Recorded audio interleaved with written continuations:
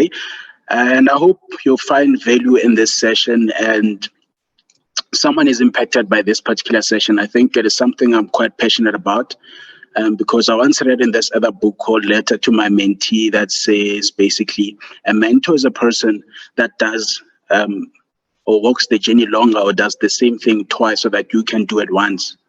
And the vision for this type of seminar, it comes from exactly that. It is from my own personal experiences in my times at Vet University through R30 and CTA that I developed this passion to be able to share the knowledge I've acquired over time so that you don't have to now go through the very same challenges or struggles. So at least if you are still challenged, be challenged on a different platter than the same one some of us had to go through. But be that as it may, so for people perhaps who are familiar with the seminar, in the other years I was doing it mostly alone. But this year I thought, let me invite two beautiful people that will be joining in. Nosipho, Mokoka, who actually I've developed a relationship with her over time, especially through church, and I've developed a good friendship as well. She did become accounting, and that's another big thing about even events around ABASA. ABASA is not an accounting science student association; it's an accounting student association, basically, where we embody all Black students within the accounting fraternity, and that's why I thought, let me invite Nosipho to come speak from a BCom perspective to say, okay, how do you actually navigate this route around BCom and how to become successful within that particular field of study. And I also invited Banzi as well, a good friend of mine that over time we've developed also a close relationship. And he also is passionate about giving back, much as Nosipho is as well. Banzi was an AT at Vet University. For some of you may not know him, but some of you may have. And I said, okay, as well, we need to bring a different voice from someone who still has student experience that is not like 50 years ago or donkey years ago, but someone who has student experience that is still a bit fresh, but also worked on the other side of the spectrum, which is basically the academia side. So he'll share a bit of context about what are the common mistakes or common weaknesses that students would have, especially when they come consult to the ATs, and how we can grow from that, because they get to see some of these things firsthand. But before even I go deeper into things, I have a young video that I want to start with, and kind of speaks my mind around why I'm having this type of session. Because a big part of this session, it is about mental preparation and some practical, simple things that you can apply around your own life that you will see will make your life easier. Because many times, it is not necessarily because course on its own is difficult or unsurmountable, but it's purely because around course, we have other things that distract us and minimize our ability to excel and perform. And today I'll be sharing basically some of the tips around how to improve your life around school and how that even impacts you within school itself. The advice even it draws from advice that I got from other people as well. So it's not just me speaking, but it is, I asked different personalities and different people and said, okay, friends, how do you actually do it? How do you actually wake up every single day and still keep studying when things are not as easy? And some of the advice is exactly that. It's voices from other people, because I haven't experienced everything on my own, but other people have different experiences that you can also relate to, right? And I'm super, super honored for you to be here. Listen, it's actually a big thing. It is a huge thing because number one, Friday, on a Friday afternoon, after a long week of lectures, very few people want to be sitting and listening to someone else telling them about school and how to actually win in school. All they want to be doing is to going out, because it's been a long week, and actually forget about school for the day. But I applaud you for being here and taking the time to be with me today, because for me, it is a dream come true to have this session. I'll share my screen because I prepared a mini presentation, so it has a video that I want to play now. Now, hopefully, it's audible enough. If it's not, I have also plan B, that hopefully in itself will help us win. Right.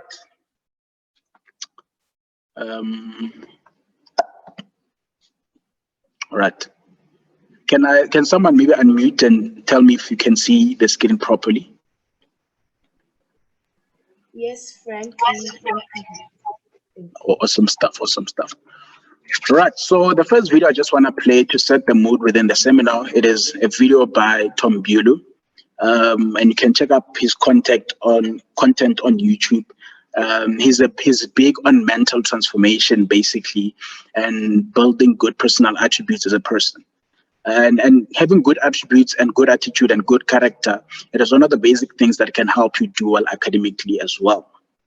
But now let me just play the video that will get us into tune into things. Ask one question of yourself every day. Did I give it my all today? If your life is a series of fuck, yes, I did, you've won. You've won. Guys, the struggle is guaranteed. The struggle is guaranteed. The struggle is guaranteed. The success is not. And like the thing that I beg you guys is to have the guts to fail at something that you love.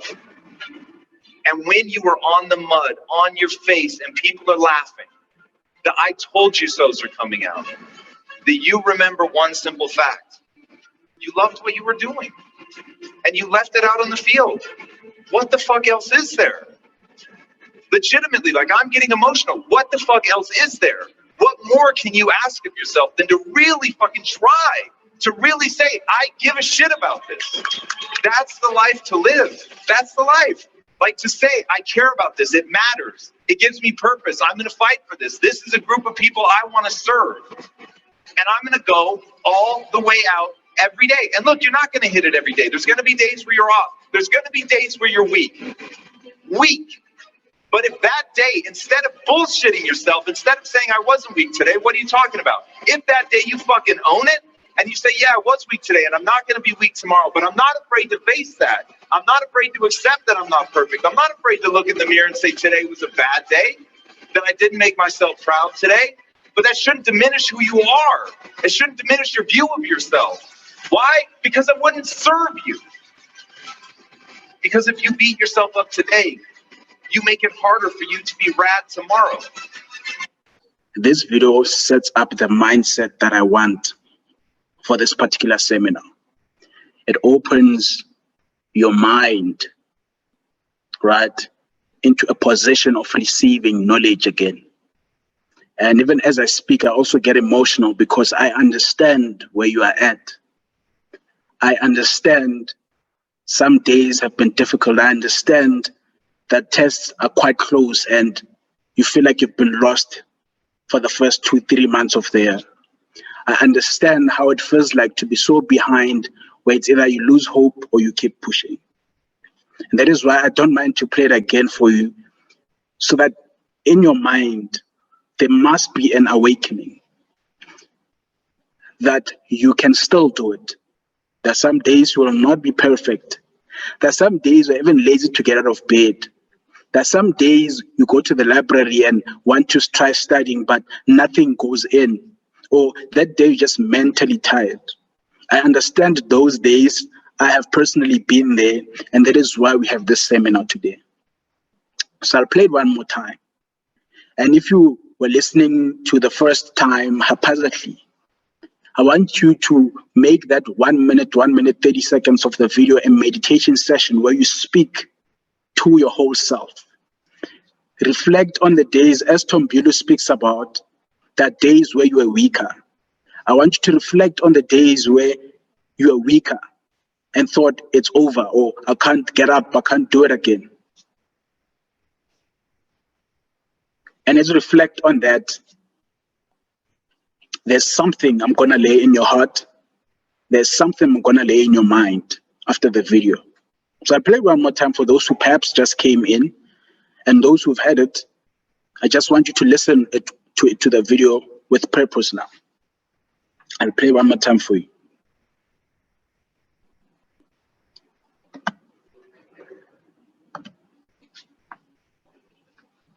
Right.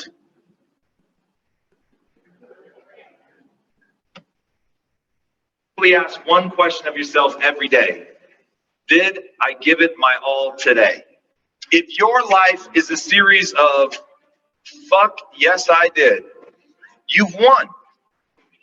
You've won. Guys, the struggle is guaranteed. The struggle is guaranteed. The struggle is guaranteed. The success is not. And like the thing that I beg you guys is to have the guts to fail at something that you love. And when you are on the mud, on your face, and people are laughing, the I told you so's are coming out, that you remember one simple fact. You loved what you were doing. And you left it out on the field. What the fuck else is there? Legitimately, like I'm getting emotional. What the fuck else is there? What more can you ask of yourself than to really fucking try? To really say, I give a shit about this.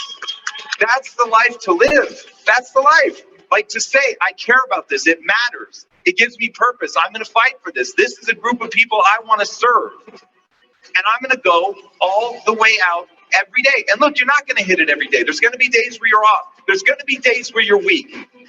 Weak. But if that day, instead of bullshitting yourself, instead of saying I wasn't weak today, what are you talking about? If that day you fucking own it and you say, yeah, I was weak today and I'm not going to be weak tomorrow, but I'm not afraid to face that. I'm not afraid to accept that I'm not perfect. I'm not afraid to look in the mirror and say today was a bad day, that I didn't make myself proud today.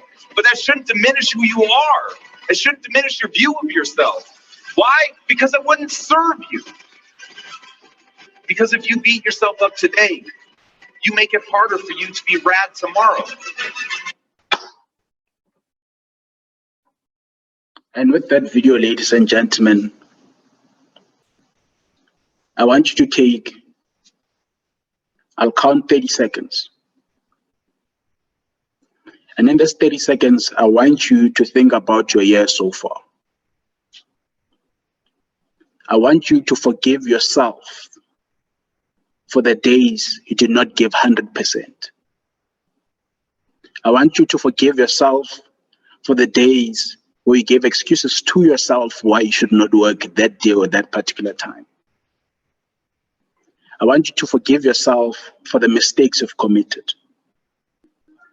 I want you to forgive yourself for the lazy days that you've had. And mind you, we are not machines.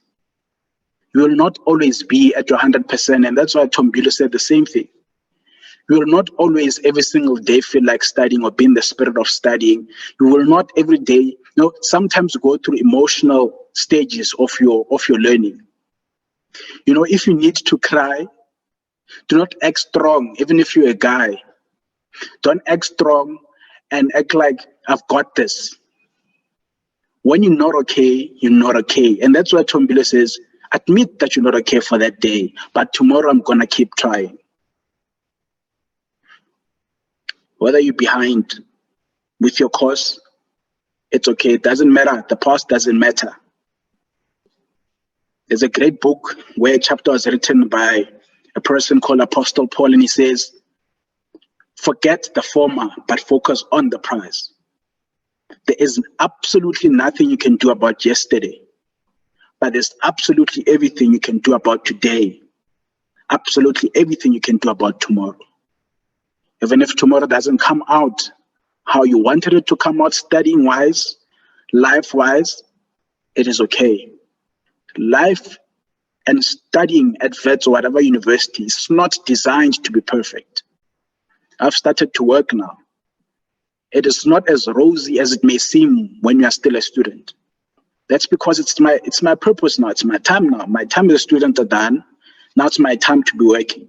But for you as a student, the days are not designed for you to be perfect, but there are days where you'll not be okay. So for 30 seconds, I want you to spend just keeping quiet and just to meditate. If you need to close your eyes and have a conversation with yourself. Forgive yourself, because we punish ourselves so much. And we start telling ourselves negative things. Oh, I can't do this. I'm incompetent. I don't understand tax. I don't understand Manfin. I don't understand auditing. I don't understand FINEC. This degree is not for me. I'm giving up. And that's when Tom Bueller says sometimes by doing that, you are blocking yourself from being rad tomorrow, meaning to doing even better tomorrow. But I've been talking. Let me just keep quiet for that 30 seconds. Just meditate, breathe in and breathe out for 30 seconds, just to forgive yourself of the imperfect days, to receive a new day that will start the minute I start speaking again.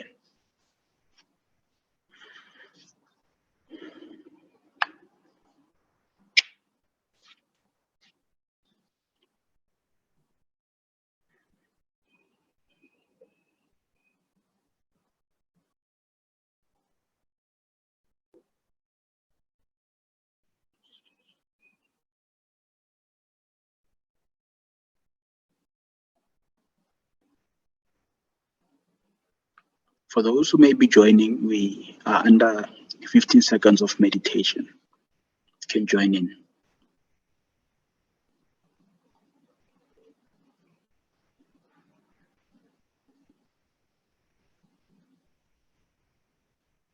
And 30.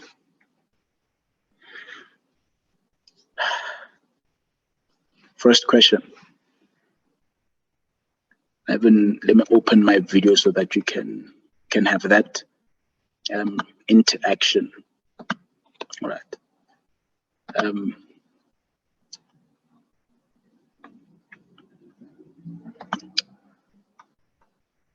The first question I want to challenge you with is, who are you?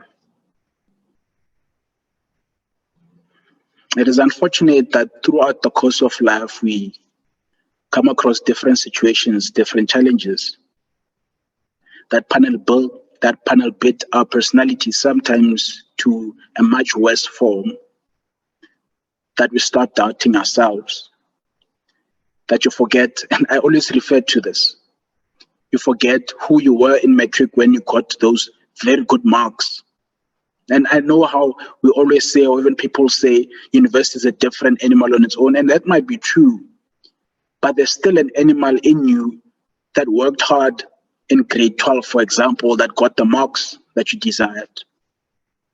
And I ask you, who are you, for you to reflect on who you were in grade 1. Take your mind back to grade 1. That young person or smalanyana baby who had a vision and hopes for life, who passed grade 1 perhaps with flying colors, and some of us perhaps struggled through that journey of grade 1. We assume that primary school was easy for all of us. Some of us may have went through bullying, for example, or certain types of abuses that made it slightly challenging and difficult. And if you are one personality that has went through something like that, for me, I applaud you and I clap hands for you, simply because you are standing today and you've went through those challenges. And now your challenge today, you find it is only academics. It might be auditing, whatever subject it may be. I want you to remind yourself of who you are when you've met or come across challenges before in your life and how you went out of those challenges. I can tell you now with confidence, it is not the first time you are coming across a challenge in your life with Vet University. You've went through challenges before. And please do not downplay your ability to have went through those challenges and think because VET is a different platform, it means it is not possible. It is said by this other coach I always listen to, he says, may we not pray to God for less problems, but may we pray to God for broader shoulders to carry our problems. Because problems and challenges are going to come. All we need to do is to be praying for broader shoulders to carry those challenges. Whether our Pasa or our Pasha or Rapela or you Muslim or you Hindu, whatever ethnicity you are, there is a connection you have with your Creator. How you define them, for me, is not important, but the key is acknowledging that there is someone who created me and who gave me abilities and structures and support systems around me. This question I asked myself when I was doing third year, and I have an interesting story around third year. Text, for those even who may not know, I only passed, I think, test 1 at the final exam. Everything in between, I failed, right? I think even June, I got 33%, and it's nicer to say it now because I've eventually passed, which is fine, but the idea is, how did I even get through that particular challenge? And it's because I knew who I was and I used who I was to my advantage. I knew, for example, Frank is a person who likes to improve other people, who improves himself. I'm a person who likes to influence spaces and other people. So because I understood my personality and who I was, I used that to my studying advantage. I always made sure I help other people, and that's why I host such seminars where I teach other people as well, and that helped me to study better and be better. And the same question, it's something you need to ask yourself, who are you? And will help you a lot in going forward. What will I share today basically is 3 segments with my beautiful guests. Student convictions, which is basically some of the basic personal attributions that I think we just need to remind ourselves and keep on reaffirming, right? When we go through our academics, that will help us to become better. And there's some student practice, some common practices that you need to apply on a daily basis, just small things that can easily change and impact your daily studying life, for example. And I have academics approach, and I know Banzi will tap in there a bit more because he's more knowledgeable around even academics. And that's the key thing I've actually tasked him to do today, is to speak on that a bit more, right? And I'm going to start with the number 1 rule of doing well at Wits University, or any university for that matter, right? And the first rule is basically, it's be happy. This advice I got from Alvin. He was a mentor of mine back, I think, in 2nd year. And I asked him, Alvin, basically, how do you do it? How do you get through Wits every day? And he said, the advice is simple. I can hear the million advices from different people, but the number 1, the biggest advice is be happy. No, we tend to, when we come across academic challenges, we tend to neglect the things that used to make us happy. And in losing our personal happiness, it is difficult to mentally rise up and even catch up with the different chapters that you have to catch up with, for example. By prioritizing your happiness and your sanity and your overall happiness, when you are happy, you are at a better advantage to do well. If you need to catch up with 10 chapters, for example, if you are happy, you will have the stamina and the character to be able to push through those different chapters. And that is why, for me personally, I prioritize my happiness. I'm quite selfish with my happiness, honestly. I'm one of the most selfish people with my happiness. Because if you're not happy, you can't be yourself. So I want you, as you're listening to this, also assess your own life in your own spaces. Are you prioritizing other people or prioritizing your own self? Listen, no relationship is more important more than your own happiness.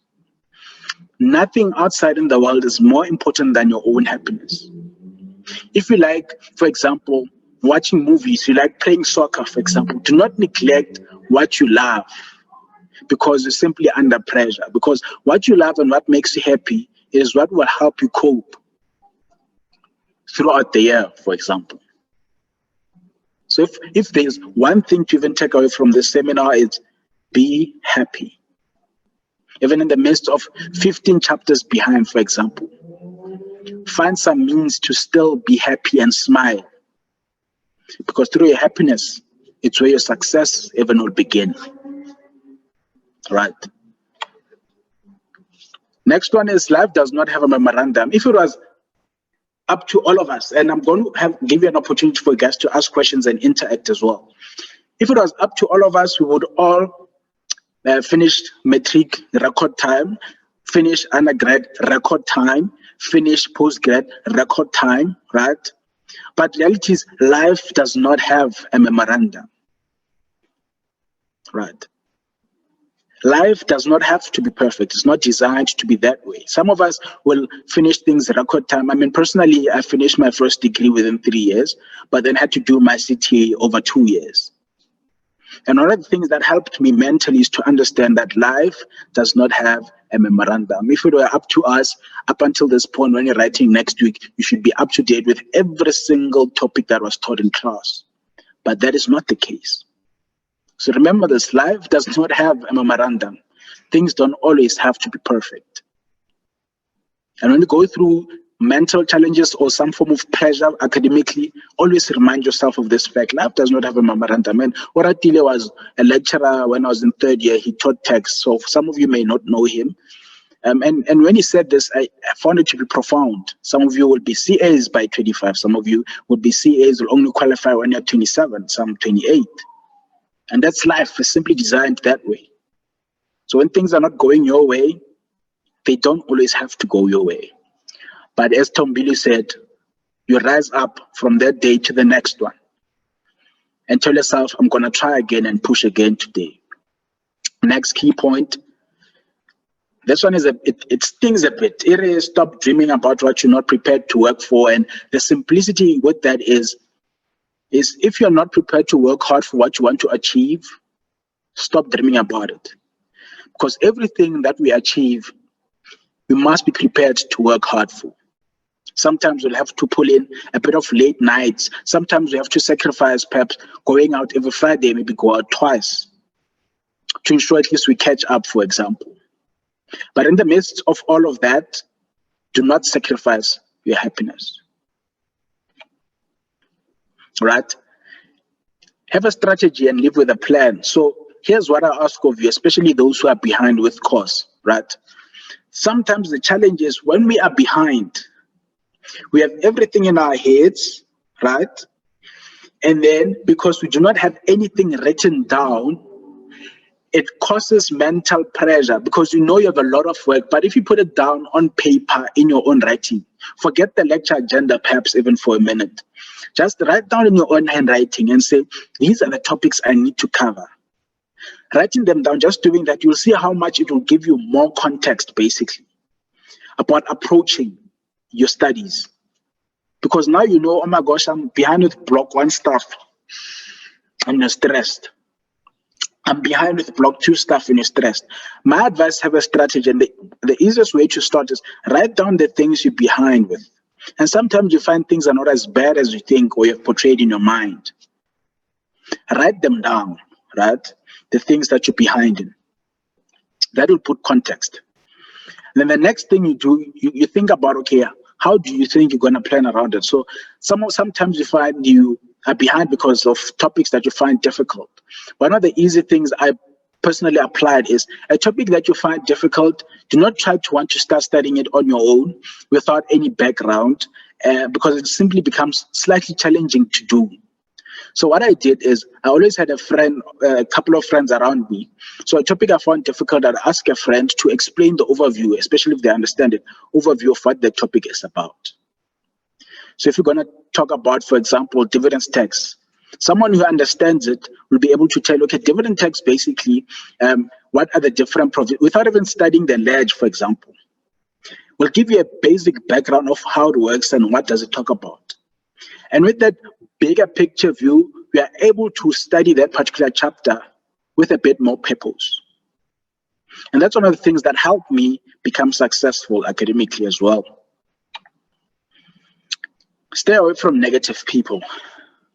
Know when you're under pressure at this particular point, you do not need to be around people who will tell you course is impossible, who are you? And even Tom Billy said in the video as well, where people will come here, now we are going, who tell you, now we are going when you chose accounting science. Now I want to do BA arts, for example, and I'm happy, right? Stay away from people with bad negative energy. At this particular point, you need people of positive energy and positive attitude. Because someone who's negative does nothing good for you, but someone who's positive always puts you, even if they're not much help, but for the fact that energy does not drag you down, put you at a better position for you to do well. Graduation is a process and not a point, from Mochidze. And the basic behind this is from first year up until third year, up until your honors year, you start preparing for graduation from block 1 of first year.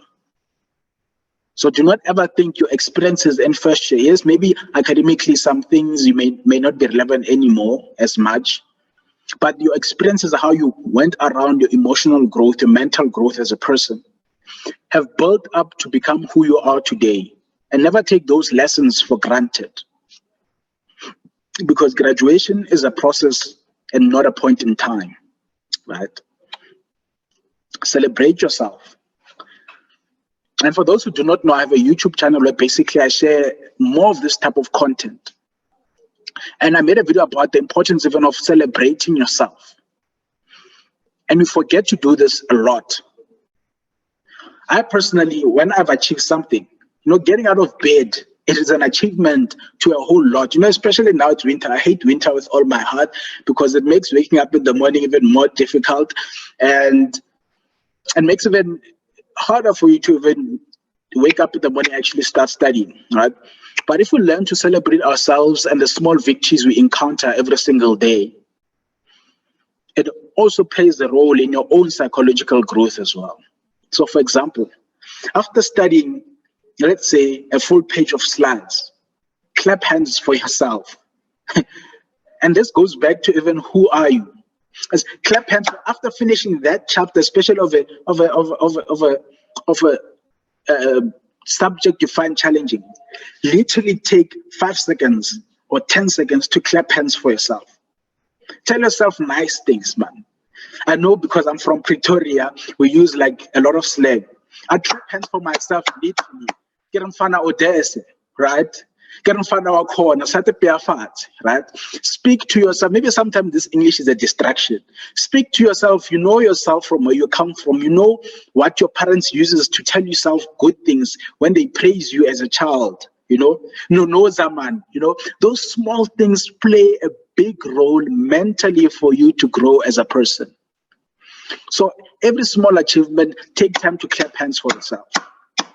I know for myself as well, big reward is after a long week of work, I can take maybe Friday off, for example. Reward yourself and celebrate yourself, the small victories.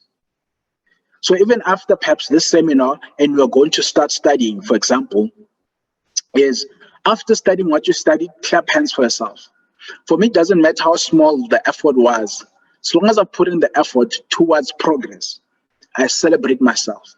Never forget to celebrate yourself. Right.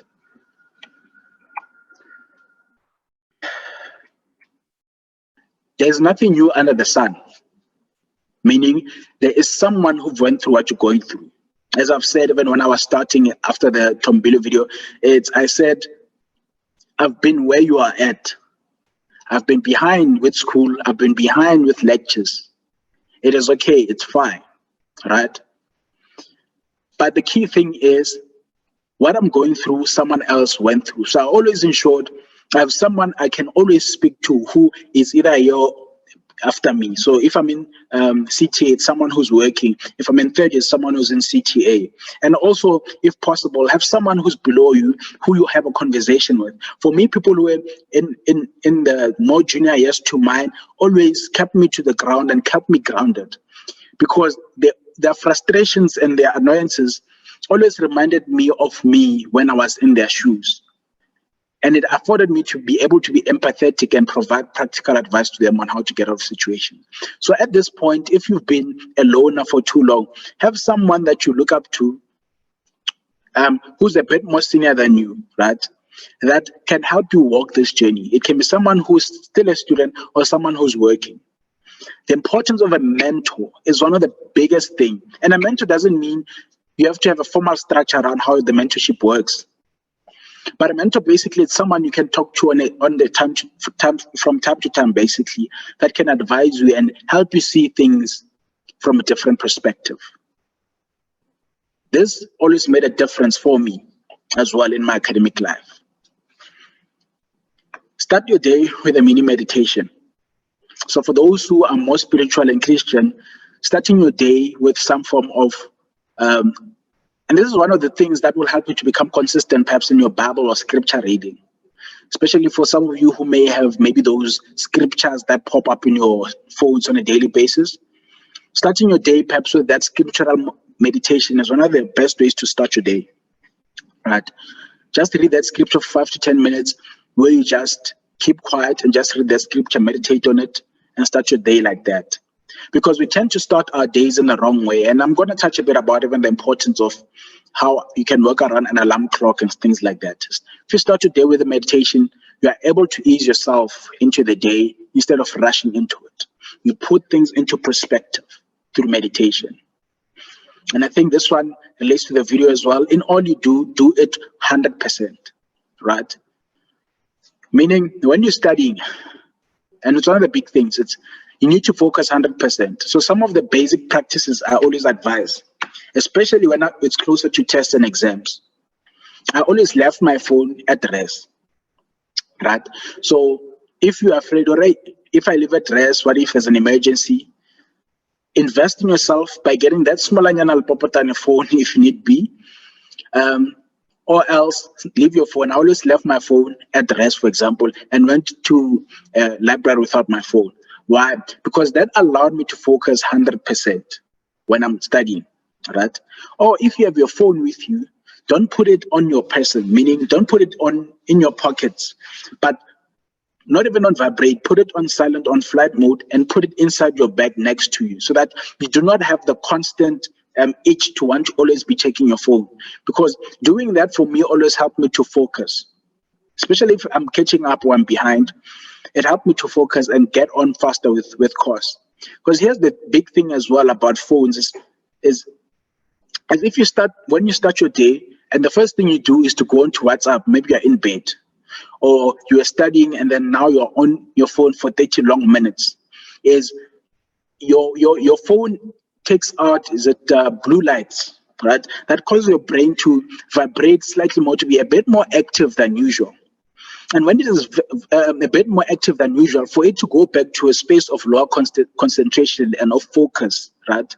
It takes time. And that's why after taking a break with your phone, it takes a bit more time to focus again. And that's why for me, one of the key things is I played away from my phone as much as I can when it's around study time, so that I allow my brain to be able to focus on school or on studying. Because using your phone constantly only makes you work harder when you want to come back to focus after a break. So that is one of the things I did to help study and focus 100%. Right. And the other thing about 100% rule for me is when it's time to take a break, don't be thinking about school. When it's time to chill, it is time to chill. School, you leave it away. But when it's time to study as well, the things that distract you around your studying, you need to put them aside, right? And that will help you to focus as well. And be honest with yourself. Spend time with yourself. That's the genius in you. This is a quote basically from John F. DiMartini. Spend time with yourself. We tend to be super busy in our lives and we forget to spend time with ourselves. And that's why the first question of who are you tends to be very difficult, because when was the last time you actually sat down and just chilled by your own and just spent time with yourself? So these are one of the basic tenements that I feel that are very important. There is always time. It is a matter of priority. So I know some of you are doing CTA, for example, are starting writing, I think, Tuesday, Wednesday. And even those who are doing undergrad, you're going to be writing in a week or two as well. Right? And some of you can think, oh my gosh, there's no time.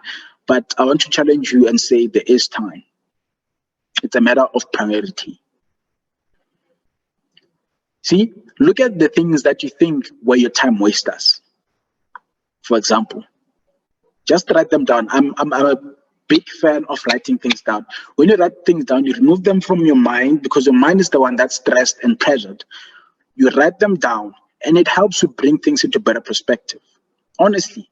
And I did a video on this on YouTube as well. Make a list of the things that you know on a daily basis were distraction. Reduce or cut them down. And I know a phone is a common denominator.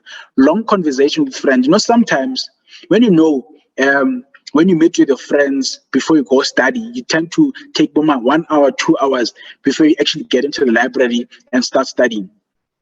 And you talk the whole time. And by the time you even get to the library, you're a bit lazy. For me, don't be afraid to run away from your friends if you know your friends are that type of company. And I don't mean they do it out of bad harm or you did it out of bad harm.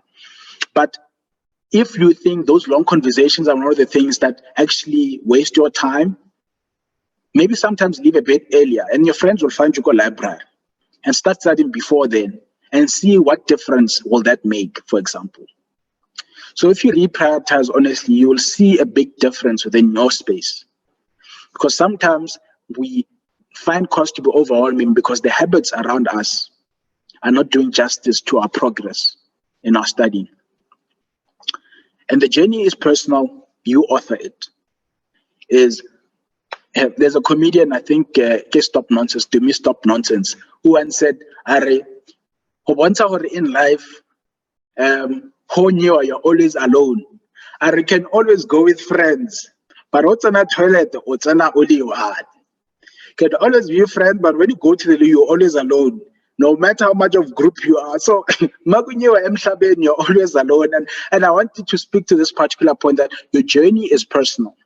So you make the decision of how you want, basically, your own journey in life to look like. And you author it. Write it for yourself and let no other person write it for you. And friends, with these many convictions that I've just said, some of them may apply to you. Some of you may have been applying them very well, which is a good thing. But I hope it resonates with you and adds value as well to you. Right. And I want to also bring in one of my guests right now, and Nosipho will be the first person who will come in as well, because personally she transitioned from doing a BCom accounting degree, right, to into accounting sciences, and we had a conversation about why she decided to take that route. It was interesting to hear her perspective as well. And I asked her basically what are the key dynamics, basically how did she deal with the transition from BCom accounting to accounting sciences, basically. How was that mentally? She dealt with that, and how is she doing things now as well? And I want to take a pause from my side as well before I get into the next segment, where she'll just share a bit about her own experience and how she dealt with that change. And Nosi, if you're comfortable switching on your camera, you can do that as well. But if you're not, just simply unmute and then just share your own segment about basically how you personally transition. Because I want to believe that some of the guys that are in here, it's either doing become accounting, or have moved perhaps sort of become accounting into accounting sciences and are thinking, how do I manage that change as well? So Nosi, the stage is yours. Hi, everyone. Okay. So I firstly, I changed to BXI in third year. So I did first year, second year, third year, become accounting, and then I did third year BXI, and then I'm currently doing my CTA year. And basically, firstly,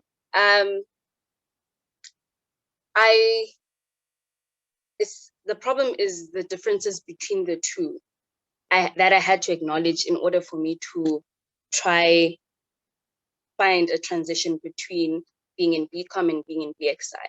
And the first thing I noticed when I started doing BXI was that there was a gap in my knowledge. And by my knowledge, I mean between accounting and finance. So in BCom accounting, I did accounting as a module. I did auditing, tax, and manfin.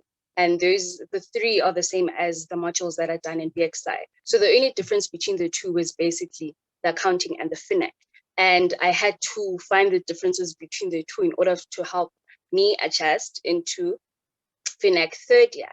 And when I started last year, I just noticed that there is a gap in my knowledge, and which is my first year and second year FINAC knowledge. And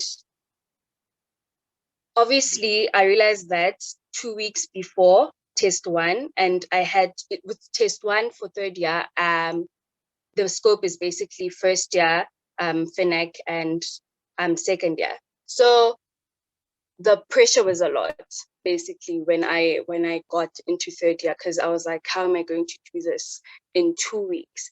And you know, in as much as you'd expect the school to give you the support, you know, the bridge into it, but I also had to take it upon myself to do that. They tried to give us notes for FINAC and all of that, but I had to basically do a year's work in 2 weeks. So that also messed up with my confidence when I did BXI, because when I went into test, I was like, there's a possibility that will ask me first year, second year work, which I don't even know. So obviously aiming for a distinction was a bit unrealistic for me. So it messed up with my confidence then. And also the mentality that I went into test with messed things up as well. in such a way that I had friends who did the XI from first year. So from them, I knew the experience with FINEC. So FINEC is seen as this big giant, you know, that everyone is complaining about. And with me, I found accounting easy. So the mentality that I went into test also became a problem. And also last year, when we started with the year, the school of accountancy, the course coordinators were like, if you bridged from BCom to BXI, there's a slight chance that you'll make it because the gap is there, and they acknowledge that the gap is there. So I had to realize all of those things in order for me to help transition into BXI. And, you know, with last year, I had a plan. I told myself I'll go to the library, you know, I'll have a strict schedule, no lectures at this time, tights, rest, go to the library just to, you know, get that confidence back and just to be on point and up to date with my work. And obviously COVID happened, so things were a bit messy, you know, that messed up with my schedule. So with that, I had to realize with the transition that, okay, so in accounting, what I learned in class was basically what was tested. You know, there is a standard, but they didn't really go into depth with that. So I was like, okay, that's what we did in accounting. So now FINEC, obviously you know your standard, obviously you know the principles within it, but can you apply it?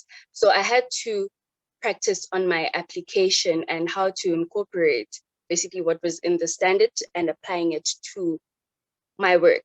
And that took some time for me to adjust into it. So that was one of the key ways into how I transitioned into BXI. Another thing was that I had to stop. I think Frank also mentioned this, that I'm staying away from negative energy, but I thought it in a way of just, I had to stop listening to the noise, you know. I mean, as much as the work is hard and the work is a lot, but listening to the noise also has an impact into how, you know, one is successful at the end of the day. So it is good to vent, obviously, with people that understand your experience, like venting, saying that, yo, these are my problems, but then what then? Like, what is it afterwards? So I had to stop listening to the noise and just focus on myself. Yes, the work is hard, but now what? What can you do in order to, you know, to succeed at the end of the day? So also having a balance helped. Having a balance, by balance I mean, obviously we're not robots. You can't just sit by your desk 24/7 and learn. But having a balance, I had church. I had church, which helped a lot. Friends as well. My friends that I don't party personally. I don't go out personally. So my balance, I had to just find things that I find peace in, you know, where I find my happiness. So church was one of them. My friends were one of them. You know, I had to find a balance between, because I'm a person that believes in, you know, in order for one to be successful, there needs to be a balance in your key aspects in life. So by key aspects, I mean your spirituality, emotionally, physically, psychologically, and. So there needs to be a balance in all of those in order for, you know, your life to just be normal. And I had to do that. Just, I can't make academics the key factor of my life, but I had to balance it with my social life as well. So friends, I had to balance it physically, you know, getting enough hours of sleep, just being healthy, eating healthy, and all of that. Spiritually as well, that's where church came in. Emotionally, just being with friends, you know, being able to speak about my problems to people also helped. So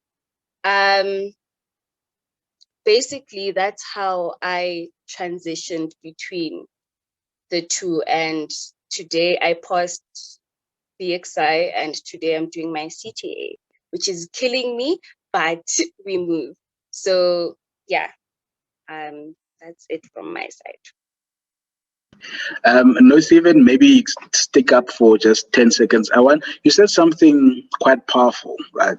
Let me also unmute my ugly self because you make me look uglier than I am. All right, so let's have this conversation. So you mentioned the importance of balanced life, right? We are in varsity. Why? And obviously at home as well, they're expecting to be studying. Why are you not studying 24/7 personally? Why do you find it important to have a balanced life? It's unrealistic. Really unrealistic. Um, school and stuff, so the academic side of things is a lot, and that's not where I find my peace in. You said it's important to be happy. Are you selfish with your happiness? I'm selfish with my peace, so balancing it all out helps for me to just be at peace with life, just to get, for things to be on par, for things are not working out academically, but at least I can find balance in the other aspects of life. It's like it's an empty cup here, but these cups are full, so they're helping fill in the other cups, if you get me. So that's why I find it very important for there to be a balance in life. Yes. Oh well. Yeah. Thank you very much for that, and I also chip you in as time goes on, because I don't want this to be one-way traffic, because I invited you guys to also share your own speck of knowledge in this particular session, and I hope some of you have learned something from Nosi as well about how she basically transitioned. And I like the things she's mentioned as well. It's one of the things I've spoken about, and some of it I'm going to speak about. And I think even a big part of this seminar, as much as I do not focus on the technicalities of each and every single subject, I fundamentally believe the most difficult part is the things around our academics. If we do not get them right, our happiness, our spirituality, physical and mental health, if those things are not in place and you do not have the right tools to work around them, no matter how smart you are, it's going to be difficult to get through even the academic work. So you'll see, if you adopt the right practices, you start changing as a person and you see school from a different perspective as well. Thank you very much, Nosi. That was super fantastic. And also I'll bring in Banzi into the conversation. And Banzi, maybe unmute yourself as well. I see, as I was speaking, you mentioned that you love the point about writing things down. You said it helps visualize the work and reduces the anxiety. Why do you think that is important? And especially someone who was an 18. Yes, hi Frank, and hi everyone. Yeah, I love that point because that's what I realized I had to do. And I think I started that from like third year when the work got a lot. Because if you just maybe sitting in your room and you're thinking about, everything you need to do in every subject, but you are not, you can't visualize it. You sometimes think that it's way a lot and you're so stressed. So when you start writing down per subject the topics that you need to do, then I'm able to visualize exactly what I need to do. And sometimes I can even easily say, okay, but I'm comfortable with this topic. I know I haven't, went through it now, so I can take that off. But what are the more urgent topics, in that list that I need to do? And what I also like it with that list, I tick. So I study the topic and I tick, and that just makes me feel good because I'm ticking off things, and I start seeing that I'm making progress on that piece of paper. So I really, really, it really helped me to reduce the anxiety. Sure. That's super profound. The taking off, even taking a shower during winter, how much of an achievement that thing is.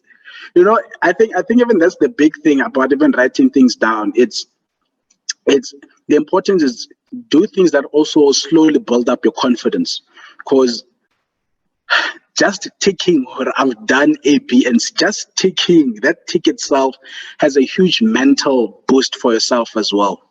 So I'm super for that point, because I personally apply it as well, and it helps a lot because it removes things from your mind, as you've said, and it visualizes things. So getting to the habit of writing things down, especially a to-do type of list, it always helps. I just want to get into some of the principles as well, and I want Banzi to also share from his perspective about some of the things he noted that when he was in AT were common weaknesses among students, and some of it can be weaknesses you have as you're listening while you're at home or in rest, wherever you are, that you can learn from, right? I want to get a bit into some student practices, basically. I'll be as quick as I can because I'm interested in hearing what my guests also have to say. Right. Just to get into it, some of the practical practices for me that I think can help you academically dealing with this year. And maybe if it was possible, I don't know if I can do a quick poll where I can easily ask, how many of us watch motivational videos? Maybe can I get an indication? Yes.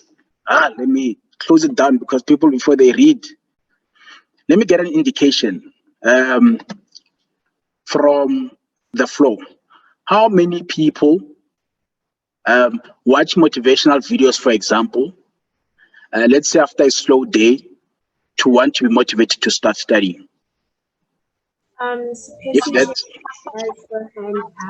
I don't know if Spacey wants to talk and unmute. and that's powerful. I think let's make it interactive as well. Let's make it interactive. If you want to say something, do take your hand up and let's chat about it. Okay, so Basically, unmute.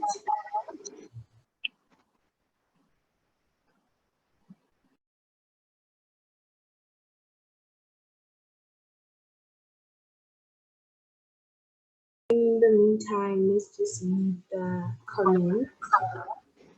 all right. So I see some say they listen to some of the motivational videos every morning. Some they say they actually do it, and there is a trick to it because my God, adverts, whichever year you are, you will finish all those YouTube videos, and still you find you're still behind, or still things are not coming all right, and then you go through a downward spiral because like, oh my gosh, I listened to Denzel Washington and all of these guys, but still I'm feeling a bit low, or things are not moving right. But there's something practical that when I had this, it works like a charm, right? Vivian says, I do listen to motivation, but sometimes it doesn't help, eh? And everything starts in the mind. So there's a trick, basically, even how to trick your mind. And as I get to back to my presentation, it's the first point from Vusitembe Kwayo. And he said, consistency builds motivation. Whereas we want to gain motivation for us to start. But if you're consistent, it becomes easier every single day to start, right? And it's a key point because I applied it myself. The more I was consistent, the easier it became every single day to approach course, right? And just yes, consistency is key to your motivation, not the other way around.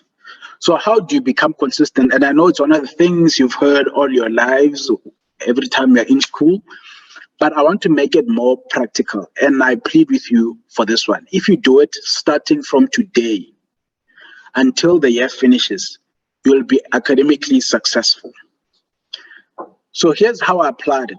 Consistency means doing the same thing at the same time every single day. Be consistent in your sleeping pattern. Be consistent in your studying.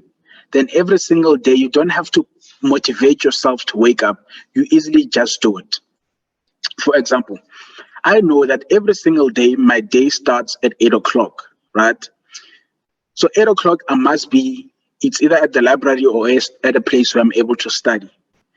If 8 o'clock, even during weekends, you actually spend time from 8 o'clock studying, your body gets used to it, your mind gets used to it, and every single day become easier and easier. You don't need to be watching all those motivational speaking videos, but your mind tells you that it is time to be studying right now, right? And I personally applied it and it worked like a charm. Then became easier and easier every single day to study. And even weekends. The fundamental mistake we make is during weekends we have the tendency, and for sometimes good reason, but it's working against you. We wake up 11 o'clock, especially if you stay in rest. Wake up 11 o'clock, first thing you do is to shower. After you go to DH, you get your food, your stomach is full, your head is hot, and then when you come back, you want to start studying up 1 or 2, and then you become lazy to actually study, or you study but you're not as productive. Before you know it, it's time for supper, then you go to take a pack or take food again and eat again. Before you know it, your Saturday is wasted. Here's what I asked for me. It's Friday today. I'm assuming you're going to party, you won't be drunk, you don't have babalas. My challenge to, even if tomorrow you had a plan to go out maybe with friends, and you can still do the things you love and be happy if you're consistent.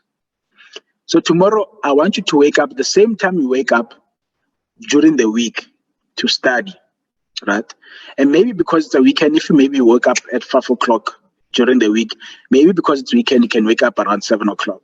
My aim is I want you to start studying in the morning. You don't have to study the whole Saturday, for example. And apply this beyond even exam preparation time. So because now you're preparing for exams, or tests actually, it's maybe for this one, you may want to push a bit longer, maybe even into the afternoon. But starting in the morning helps you a lot. Imagine if you woke up at 6 o'clock, you prepared, took a shower, and maybe had small breakfast. 8 o'clock, you're starting to study. By the time it's 11 o'clock or 12 o'clock, which is the time you would normally wake up at, you've already covered 4 hours worth of content. Even if you stop studying for the day, you would have done a lot more than you would have done in the other days or other weekends. So make it a point that you start studying at the same time every single day. So make a decision. Are you starting to study 8 o'clock, 7 o'clock, whatever time that is? It will help you a lot. If you start studying that time every single day, it becomes easier and easier and easier every single day to start studying. Then when you're consistent, you don't have to think about motivation or watching all those videos. And watching those videos, end up watching others, and before you know it, you waste time, right? And here's a key point: to wake up same time every single day, even on weekends, right? Resting versus taking a break, right? And one of the key things about resting is it is the time you spend basically resting your mind, resting your body, right? And not doing anything. So at night, you're studying. So these habits of taking a 20-minute nap, 30-minute nap, in the long run kind of works against you, because if your body is tired, let it rest, right? And taking a break, I mentioned the importance about habits around using your phone when taking a break. It is very important to be disciplined around taking a break, because you say, I'm going to take a 10-minute break. Before you know it, it's 30 minutes. Before you know it's 1 hour. And you know the weakness around that space is your phone. So it means your phone must be away from you during that particular time so that you can be able to focus when you come back to study, right? If you feel sleepy after a long day, sleep. Do not even try to fight it and say, no, I didn't study. Let me force myself to cross night. And if you know it's time to rest, I know once it hits 9 o'clock, my brain is starting to shut down. Even WhatsApp, I'm barely on WhatsApp. My brain's starting to deactivate. By the time it's 10 o'clock, gone, I'm sleeping, right? And I won't force myself to study beyond that, for example. Then the next day, what I couldn't do on a particular day, it's fine, I couldn't do it. But what I did, congratulate yourself for that small victory. And then wherever you left off, tomorrow it's a new day, then you continue from there. So don't try to tinker around with your sleeping pattern a lot. There's a sleep doctor who basically said that the perfect sleep cycle is not necessarily 8 hours. Some people, after 6 hours, they feel refreshed. And the trick to see what is your sleep cycle, it is basically sleep without, and for the first maybe couple of days, you may be challenged a bit, but sleep without an alarm. Personally, I don't use an alarm. I know the last time I used an alarm, I think, was in first year. Every single day of my life since then, I do not wake up using an alarm. My body just wakes up at a particular time because I've developed a sleep pattern over time. And resting, basically, the doctor says it's when your body feels tired, and that's the perfect sleep cycle, up until your body does not feel tired anymore, right? So if you sleep, let's say 9 o'clock, without setting an alarm, sleeping and see what to wake up tomorrow morning. If it's 6 o'clock, for example, it means that's the perfect sleeping pattern for you. And maybe for the first 2-3 days, it may not be the case. It may change from time to time, but over time, you must develop a sleeping pattern that allows your body to rest. Because how many of us, and it's unfortunate we are not in an auditorium where I can see your hands, but a lot of us, I know, after hitting that alarm, we hit snooze. You snooze again, even when you wake up, you're still tired and you still want to sleep. That's because your brain is still not rested, right? So the perfect sleep cycle is basically from when you are tired up until your body feels rested enough to wake up. And if you develop that over time, you will see you'll be more effective when you wake up during the day. You won't feel tired or sleepy in the library because your body has rested and you didn't force sleep or force to wake up. So it's important to develop a good sleeping pattern, because some of us are slow because, we've taken a bit longer than we should in the library because we didn't feel rested. When it's time to sleep, keep your phone away and ensure you rest.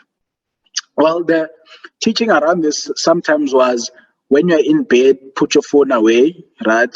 So that you sleep. And sometimes you find you think too much and then you end up even not sleeping. But the actual sleep doctor said sometimes some people, and I'm one of those people, when I feel tired and I use my phone, I won't spend more than 30 minutes on the phone. I'll throw it away on the side and I'll actually sleep. So check what type of person you are. When it's time to sleep and you use your phone, you end up using it for longer than you should, then it means you are that type of personality that must put your phone away when it's time to sleep, for example. But if you're like me, I know when it's around 9 o'clock, even if I'm on my phone, I'm most likely going to start sleeping and I switch off my phone and put it away. So assess what type of personality you are and adopt the right practice around that. It helps a lot, right? Here's a big conviction as well. Some of you have written test one, and I have a friend who told me the stats around CTA test one. I had there's 12% pass rate. There's one is 18%, I think, the other 30-something%, the other 40-something. But fact is, a lot of people did not do well. And here's one big thing I want to remind you is you just failed those sections. You did not fail the course, and you're not the mark, right? You are not the 30% walking around, you're not the 20% walking around, but the first section. Here's the trick about tests is sometimes it can be your day, sometimes it can not be your day, is they don't test every single thing they've taught you within that particular test. So if you sometimes really assess, you find you failed because the sections they tested were sections you're not really strong at, or you're not prepared for that day. And that's where the thing of forgiving yourself comes in. It's you just fail those sections that came out in the test that you need to go back and strengthen. You did not actually fail the course and you're not the mark. So these are some of the things I want you to always remind yourself that that mark that you got, it's in the past. There's nothing you can do to change that mark, but there's something you can do to influence your next mark. Right? And confidence is golden key. It is what remains when content takes short left. So when content becomes so confusing, your confidence is key. There are times where if you're confident enough, you can go to an exam without even properly studying and still pass. For example, I knew VET when I was doing text. VET was one of my weakest points. I knew VET, when it comes, I jump it. I don't want to stress about VET. I go and do other sections. When they say taxable income, I rush into those type of sections and write those type of sections and write them down and leave the things that I find challenging or difficult to do. Because I'm confident to approach the exam in that way. I always did well because the things I couldn't do, I focus less on in the exam, but doesn't mean the things you can't do when you're studying, you put them away to the side. It doesn't work like that. You need to challenge yourself to do the things that are challenging so that you grow as a person, right? Consult just a bit more, especially when it gets stuck. So here's a mistake also we tend to commit around our studies is a topic you find it difficult, but you force yourself to want to understand it on your own and take hours and hours to understand it. I'm one of the people that always ask my friends and discussed around topics, always debated with my friends around topics. If you find a certain concept difficult, ask someone. Don't spend time. See, if you had that list, as Banzi said, had a list of things, right? that you write down for yourself. That, let's say, for example, particular topics. The topics that you, when you approach, you find them difficult, maybe you put a cross or you highlight them on the side. The things or the topics that you know you're confident in, start with those ones. And then the ones that you find difficult, consult with someone, a lecturer or a friend or someone. And then that will help you move faster. Another key thing is learn to manage your energy. And this is one of the things we underestimate. For example, I run examinations. I'm quite careful around my energy, right? How I use my energy. So if you know long walks with friends drain your energy, for example, it means you need to manage those walks. It's either cut them out so that you have more energy to focus on your studies. Because here's the thing, if you do not have energy to study, it becomes difficult for you to actually study. So in short, I managed my energy. So if I knew I needed to go to Pick and Pay to buy some stuff, I needed to go to a certain meeting, so I would group things that will need me to maybe walk around the same time.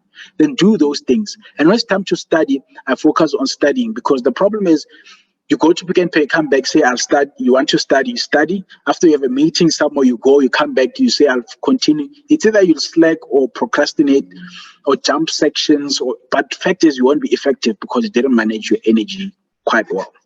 So learn to manage your energy, especially when you feel like it's time pressure. Is maybe for now, because maybe tests because they're closer, it means maybe study closer to where maybe dining hall is. For example, I knew I'd study at the law library, for example, and I'd move my meals from main dining hall to convocation, for example. So then I knew when I move from res, I'd go to the law library or FNB building, study there, go for lunch at convocation, come back. Versus studying at the law library or FNB, go to DH to eat, then come back to law library to study. Then when I'm tired, go to rest. So that whole mechanism will affect your energy. So learn to manage your energy very well. And the big one as well is learn to have fun. You're still young. Don't be too uptight. And as Nosipho has said, find a balance in your life. School isn't practical to be the only thing that you focus on in your life. Make sure that you have fun, right? Always make sure you have fun. And I want to bring in Banzi right now to share basically about some of the things as an AT he noted are common weaknesses, because now we're getting into course approach, that he can lay to you as a student to say, these are things I saw as when I was an AT, are common errors or common weaknesses or common subjects or common topics that are students find difficult. This is how you can actually go around it. So Banzi, the floor is yours.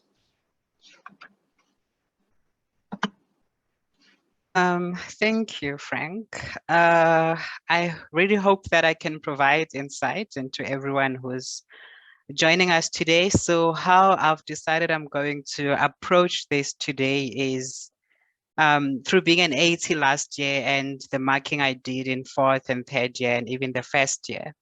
So what I came across. So we can interact at the end of the session, but I would start with saying that I think the first major shift for all of us, even me when I was a student, is that as you move on to 3rd and 4th year, obviously the questions are more theory-based questions, and that gives us a bit of anxiety, perhaps, and we struggle to, how do I answer the theory question? Because the theory questions as well are always different in terms of how they're asked. So I want to start by saying that I am very positive towards theory questions, and I hope we all can be. And the reason I'm saying this is firstly because it's very easy for you to score high marks in a theory question, but as well, it is very easy for you to score, very low marks in a theory question. So students are, we are hardly in between, but you're definitely either scoring high marks or you're scoring very low marks. So what I want to start with is saying that if I am looking and approaching a question, and this is going to really apply to all the modules that we do, but I'll specify when I'm more specific to a module. I was more an financial accounting academic trainee, but obviously I was doing all the modules. as you guys are. So what I like to say is what I felt was a pitfall, even for me as a student, right? I did not spend so much time in understanding the required, right? Or what is required of me and what is the trigger. And this is very important, particularly more for your theory type of questions, because I need to see what is happening in the scenario, but what have I been asked in terms of the required, which is going to draw my discussion, right? So what I would encourage us to do is let's try to spend a little bit more time in terms of unpacking what is on the required. And like Frank also said, when I'm about to attempt, it's my writing time, then let me also focus on what are the easier areas that I want to attack. But the point I want to make across here is that I now have this theory required, which is 25 marks or whatever the case may be. Let me first understand what is being asked from the required and how do I do that? Let me write down all the questions in that required, because I want to make sure that I've addressed all those topics. So after you've responded, look back at your list to say, okay, per the required, if I've analyzed it, this is what was required, then start ticking to say, these are what I have responded to. Right. And I also struggled in terms of, but how much should I write, in terms of that required, right? And you always hear lecturers and everyone saying, use your judgment and use the mark allocation. Okay, unfortunately, in this regard, I'm going to lead towards this similar thing, but I am going to say though that what I've found useful is that, like I said, in one question, it's usually there's a lot under subtopics that you can discuss based on the triggers, right? So your goal should always to make sure that you have discussed points under each subtopics, right? Because you must also realize that we have this maxing, when marking happens. So you can't, go and discuss maybe the initial recognition in so much detail, but you haven't, discussed how you would approach calculating the cost, taking the VAT into account, and you haven't discussed the subsequent measurement and the other stuff, which are the other parts of the question. So one pitfall was, you want to focus more on a specific area. And I think I also had this problem of saying, okay, but when do I move on? I feel like I still have so much to give in terms of maybe the classification or whatever the discussion you're saying, but then you need to be able to keep track of the time and say, okay, I've written 5 points here, that should be fine, but I need to make sure I have points in all the subtopics. And then if you have extra time at the end, then yes, I can come back, right? So that's me saying I need to analyze what are the triggers in this situation. But I also want to say, but how do I pick that up? Because I think the most important thing that we quickly realize is that if I completely misunderstand the trigger or I don't pick it up, then I'm not going anywhere for that question, which is why I'm also saying that we might spend like a bit more time in that, right? So you identify this during your TAT, and likely our TATs for third and fourth year will be mainly your past papers, right? So the more you do the tutorials, right, the more you understand the topic. And maybe it might be hard because I know the tutorials are based maybe per topic per week, right? And then the exam, it's like you're writing everything, right, at once. So that might be challenging. But I think the most important thing is you have the standard, right? So let's interact with the standard a bit more. So what is required for you in the exam to say, I've read the standard, or I've been to the lecture, I've read the notes, I understand the basic principles, right? And you're happy with that. But think about it. Do you really understand when does FRS 15 apply? When is it triggered, right? So what is the whole purpose of FRS 15? If I understand that, then in any given question, I will be able to identify that, okay, I'm now in this certain FRS. So that's, understanding to say, okay, this is when this is applicable. So then I know what triggered it and I can go along to that, right? So the next part is then saying, okay, this is my theory question. Now I've analyzed the scenario, I'm happy and I know what the triggers are. And I've went down to write a list in terms of, okay, if this is saying, how will this be recognized? Then I would start, maybe in the classification all the way through to the recognition and subsequent measurement. And then at the end of the day, I need to look back to say, have I addressed all of them, right? I need to stop myself from giving too much in one subtopic, but making sure that I have, points in all the other topics, right? So when it comes to then the application, which is the most challenge, so we're happy that I understand the standard and stuff, but can I apply it? So the most painful here, which is what I identified, throughout all the years, was that we really struggle to apply to the scenario. And I want to say that this is more about demonstrating your understanding more than accuracy. And this is the point that I want to put across there, that so much we start thinking that, if you're in the exam, it's really about being accurate. It's hardly about that. And I'll tell you that now from my experience throughout last year, students that pass, the assessments were students that applied, and that theory application is not going to be 100% accurate, but you have the correct theory. So just be specific to the scenario, use the name of the entity in the scenario that you're talking about, or the taxpayer in tax, or whatever the case is. So what I want to understand is that, this is the requirement that you've given me. So apply then to that specific scenario. And in this case, I can assure you that if you are very specific in your, application, you are more likely to get the marks. And you're not going to have, because it's theory, it's not going to be 100% accurate. And, the markers understand that.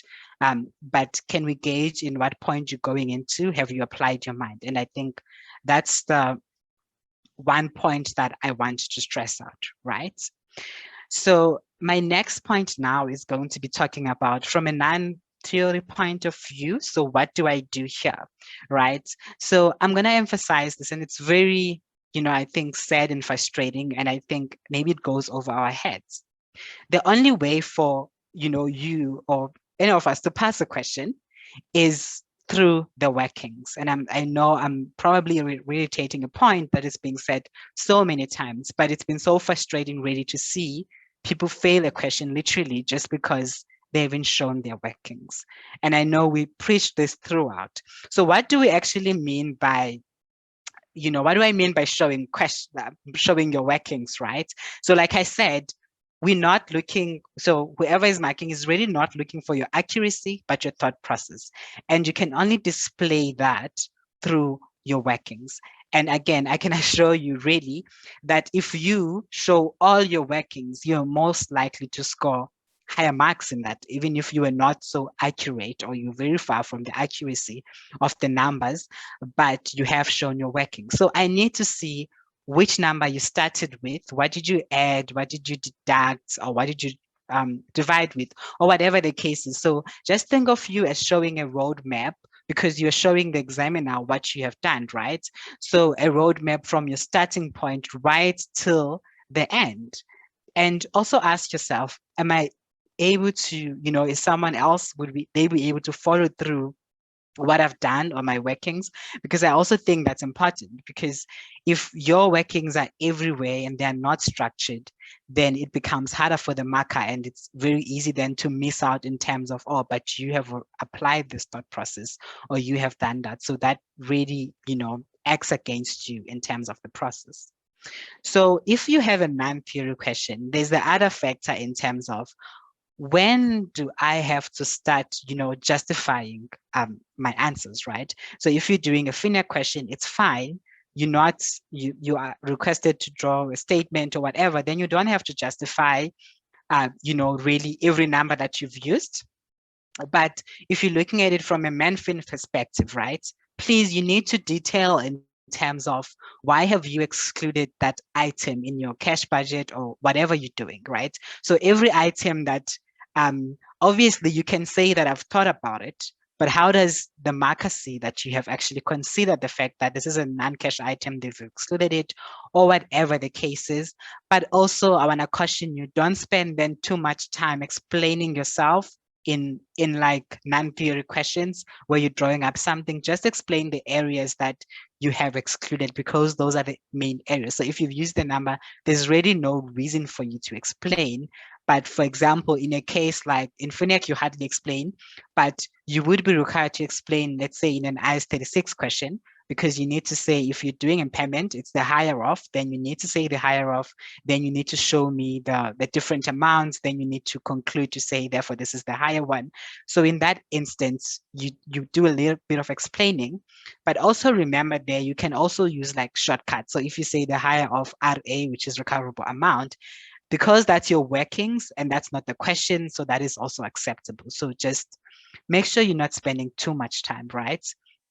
But in things like tax and auditing, then I need to go in terms of more detail, in terms of considerations, in terms of what have I excluded and what have I, not excluded, right?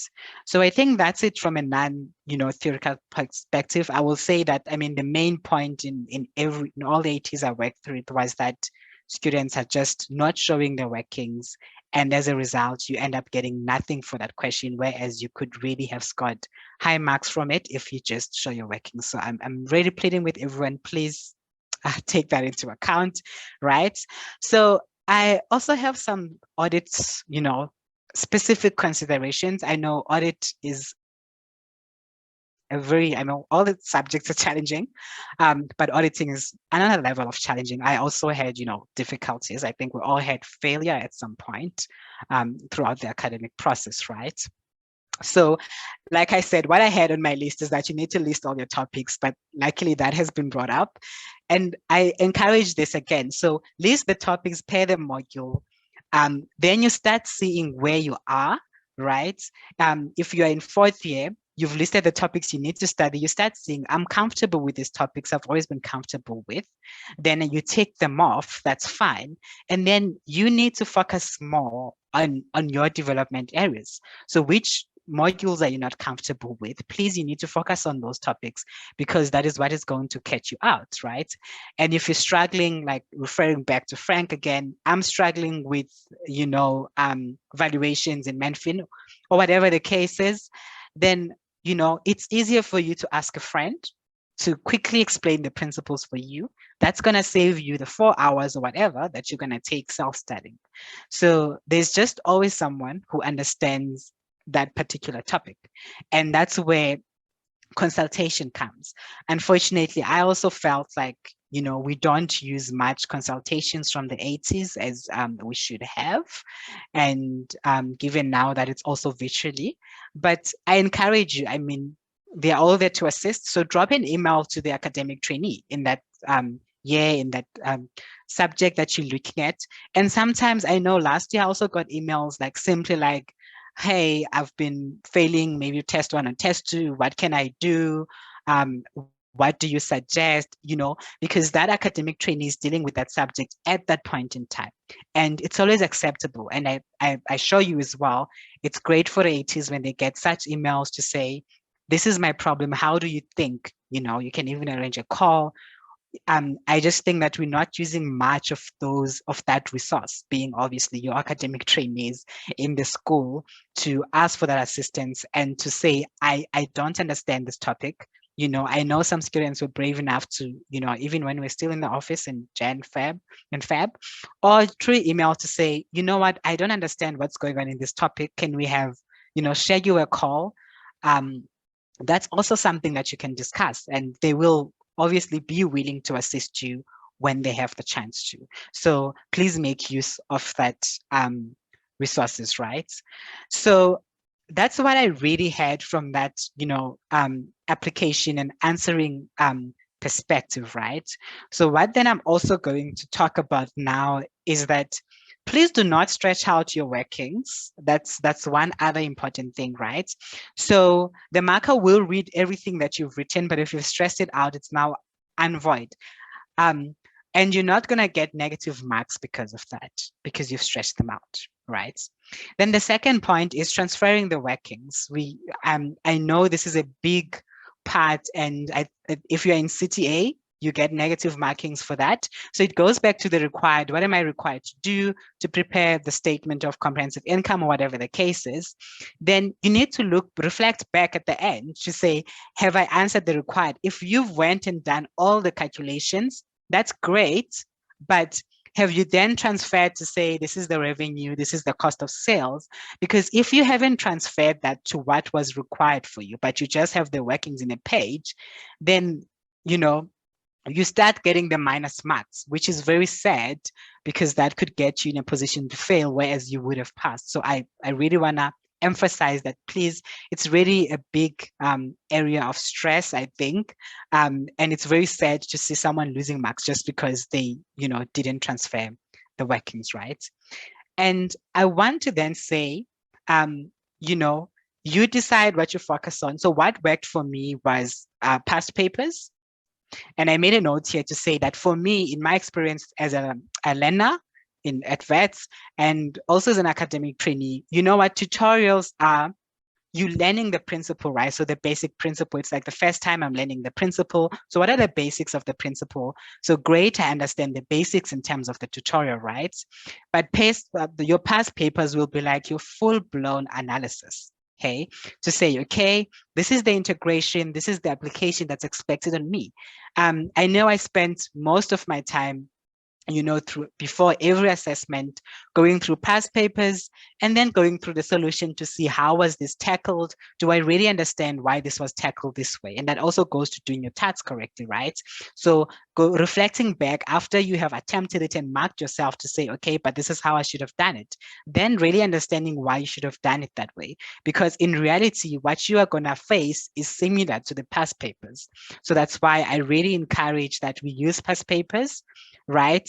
But we also do our tutorials and do our tutorials like in a proper way where you do the tat and mark yourself as recommended. And in closing, right, I want to say this really goes with being self-aware. So I think this is most important because if you're self-aware, then you can strategize, right? We're not in the manner that we learn or, you know, even the strategies that we can apply. But I was being self-aware then starts also by saying that, okay, I know that FINEC is not my weakness.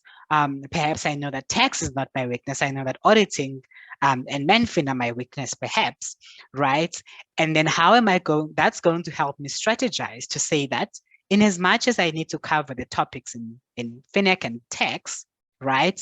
I need to spend a bit more time in audit, a bit more time in MenFin because those are the areas I'm struggling with, right? So your friend might be struggling with FINEC, so they need to spend a bit more time in that as well. So don't centralize it. That being self-aware is really what's going to help. Again, being self-aware also goes to the tips that, you know, Frank has shared. I prefer to study in the morning. So I don't mind waking up to start studying at 4 or 5, because by the time it's 9, I feel like I've done so much already, right? And even if I, you know, do something else during the day, I've covered so much work. I can literally start working again from the afternoon or in the evening, because if I started working from 5 to like 9, I've done 4 hours already in the day. So that's a lot. So it really helps me. Whereas I get so much anxiety if I start studying after. So if I started by going to the DH, right, and had my lunch, then I would start studying after lunch. I'm so anxious because it's already 1 p.m. and I'm thinking that 5 is near. I am going to have to go for supper again, or I have to do that. So, I mean, really, it's up to you what you decide works for you. But, you know, there are some things you can apply to reduce your anxiety. So just test them out, because I've tried the after lunch, then the mornings really worked well, and perhaps the evening sometimes, but I'm not, you know, an evening study person, but I had to do it sometimes because, yeah, it's the way it is. The work must be done and you realize it's not there. I think that's it from my side, Frank. Then we can discuss the questions. I see there are already questions on the chat.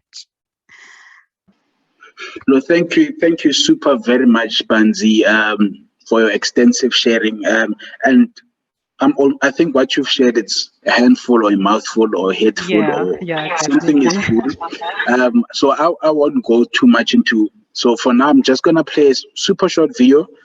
And I have a quote at the end, and then we're dealing with questions, because that's what I think also, people are here for. So I'm open to any question you can ask. Frank, I'm struggling to understand relevant costing. This is what I kind of get. How do I get around it? And we can quickly just go over it quickly because those are the more practical ones I think people also are anxious about. But if I were to ask a small question a short question to Banzi, you mentioned even about how to answer questions around how not to over-explain yourself. Let's say, for example, you're discussing classification, how to not overdo it.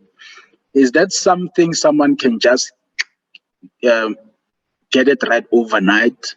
How can all the tips basically you've done, is it something someone can just make notes now, tomorrow morning they have it on lockdown? Or how do we get around that?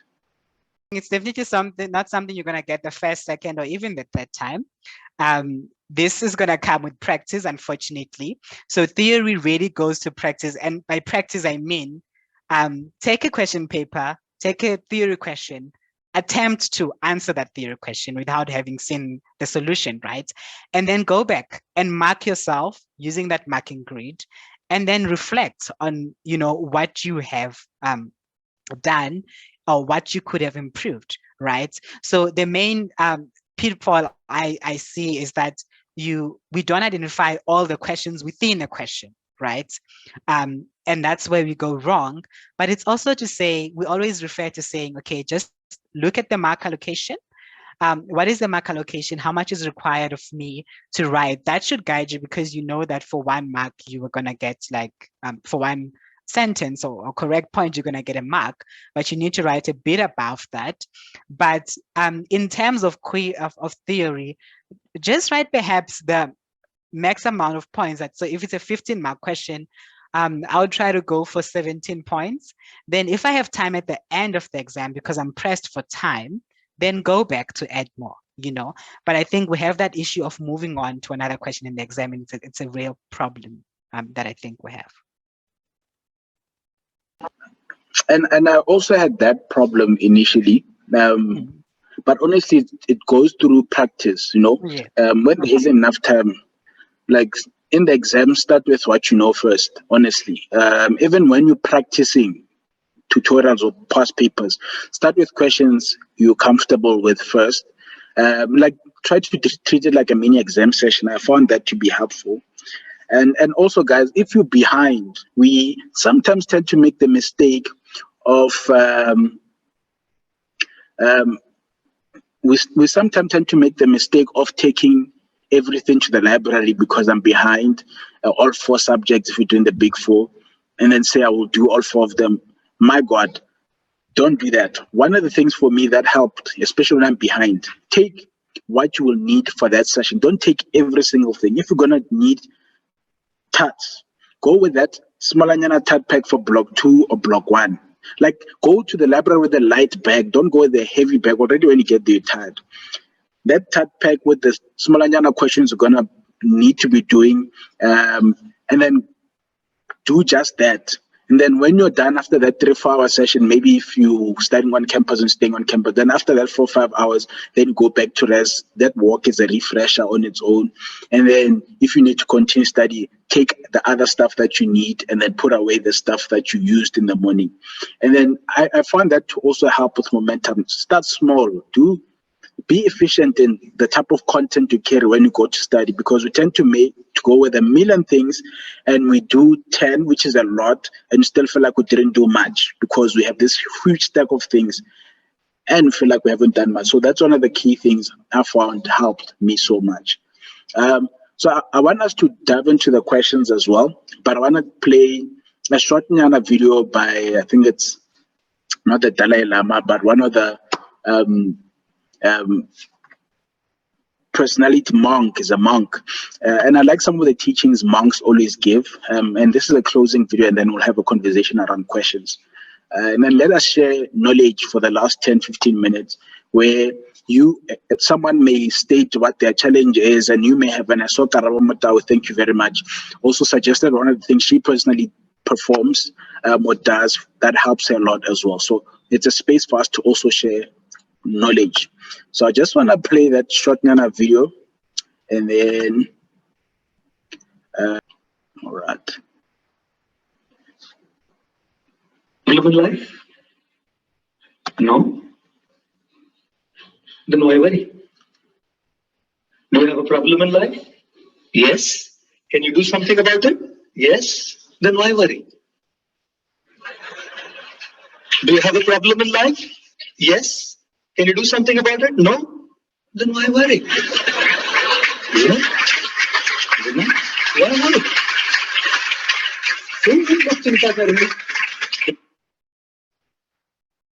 I always laugh at this video. Always kills me every single time. Right? The monk just asked a simple question: do you have a problem in life?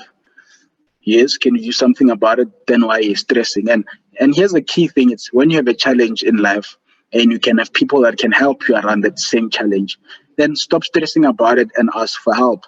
That actually helps a lot. And here's a key thing as well, guys: vets is not your life. Vets is only a part of your life. So look at your life with a big picture view and do not let academics suppress you, because you are bigger than that.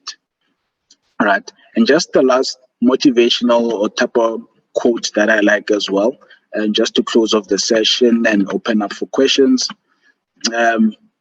it says, it is all in your mind. Whatever you hold in your mind will turn to occur in your life. If you continue to believe as you have always believed, you will continue to act as you have always acted. If you continue to act as you have always acted, you will continue to get what you always gotten. If you want different results in your life or your work, all you have to do is to change your mind. As I've said, there's nothing new under the sun. Someone has went through that third year, that CTA, that first year, that second year.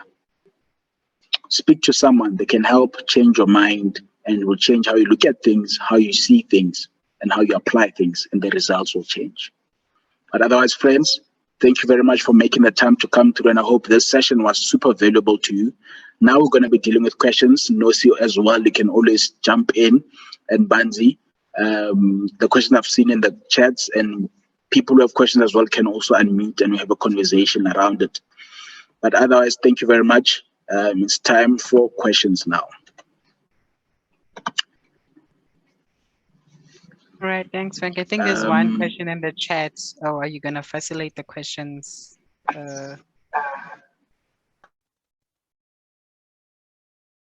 Right, Banzi, I think even these ones came through, especially when we were talking.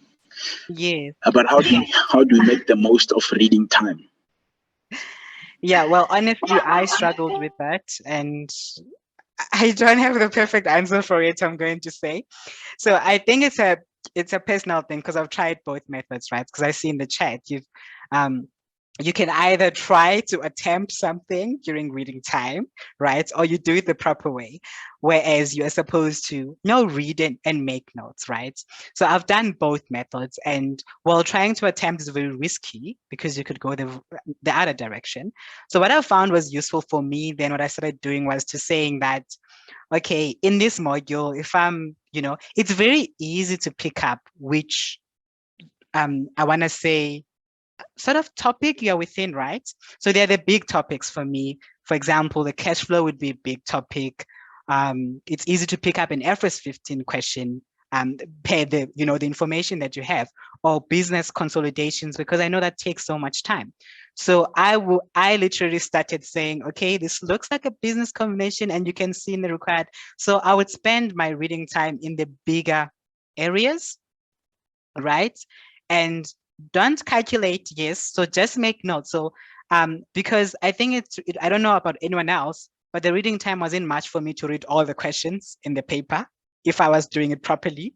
So I literally had to choose, okay, I see question 2 looks like business combination, lot going on. I want to spend more time there so that when I start writing, I have less to do. So I'll start reading that. And then, yes, make those notes to say, this is my trigger, this is an intercompany, and maybe start having a structure there, but don't like literally do the actual calculations, but start having a plan, for the question, whatever might come. But what really helps, and what I always say, is that you never go wrong with journal entries. If you have journal entries, whatever the required is, whether it's theory, whether it's a statement, you literally have to look at the journals to say, oh, I debited this, why did I do it? Then you can explain the theory, right? I debited this, then take it to the statement, right? So that is the one thing for me to say, if you want to do anything, do the journal entries during your reading time. That's just going to help you so much, right? And just to bring Nosi into the picture as well, personally, when I Nosi, during reading time, they said start writing, and you're halfway through the scenario. Do you start writing, or what do you do? What would you advise someone during that situation? What do you personally apply? Yo, that's actually quite a tricky question because I was in a similar situation just a month ago. So I would advise to start, just start, because you're already aware of, I think it's going to be pressure for you. It's reading time. I mean, it's time to start writing now and you're still reading. So you might as well just write what you've read and then you continue, just go back and read the rest of what you haven't read, just because you already know what you've read. So you can easily get marks from, that time that you've got from the reading time. So I would advise for the person to just start writing and then they'll go back and continue reading. All right. Proper. And the beauty about having different minds within this particular type of setup is you get different ideas. I know personally, now if I'm not done reading, I'm not starting to write, honestly, because it became difficult for me.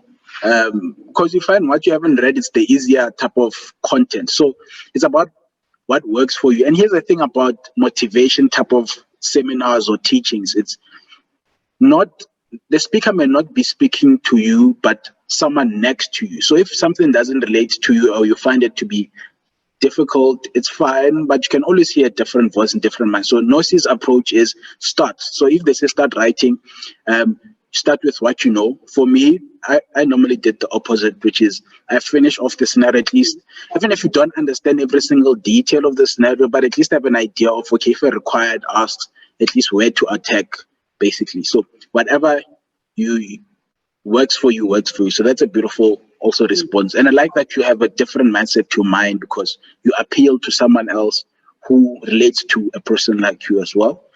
Precious took advantage of this. Then I saw auditing questions there. So Precious also said she tends to read the scenario and attempt to guess what the required would be. It's inevitable. Your mind as you're reading will kind of, is this a CPC? Is this? And they'll surprise you sometimes. So it's inevitable, but don't be fixed. So information can be flexible. They can present it. I know one of the requests that always killed me is they bring an IFRS 9 question. Oh my gosh, I want IFRS 9 journal entries, but a statement of changes in equity. Yay! That required once finished me. So it is inevitable for you to kind of preempt, but don't have a fixed mindset to say that's the only thing that will come. See? And she says for text, how do you make the best of flagging on it's easier because it's the module on its own. I see you, Nosi, you're smiling, you're blushing. Do you relate to this type of abuse of flags? No, because no, I think with flagging, right, especially with text, we tend to make the mistake of thinking that us being allowed to bring the ledge into the test is for us to get answers from the book. And that's not the case. It's just for you to remember just those one or two things. Honestly, there's no time to be scanning through the ledge during the exam. So flagging, what has worked for me is just flag the main topic. So gross income, don't flag gross income and then you have paragraph A, B, C, D, and all of that. That doesn't work. So just to remind you and for it to be easier for you to just locate it during the test and the exam. But when you're studying in your room, just study the ledge as well. So you know it's in your head as well. So in the exam, it makes it easier for you to just go back and just to remind you of those one or two things, that number or that proviso or that and or test.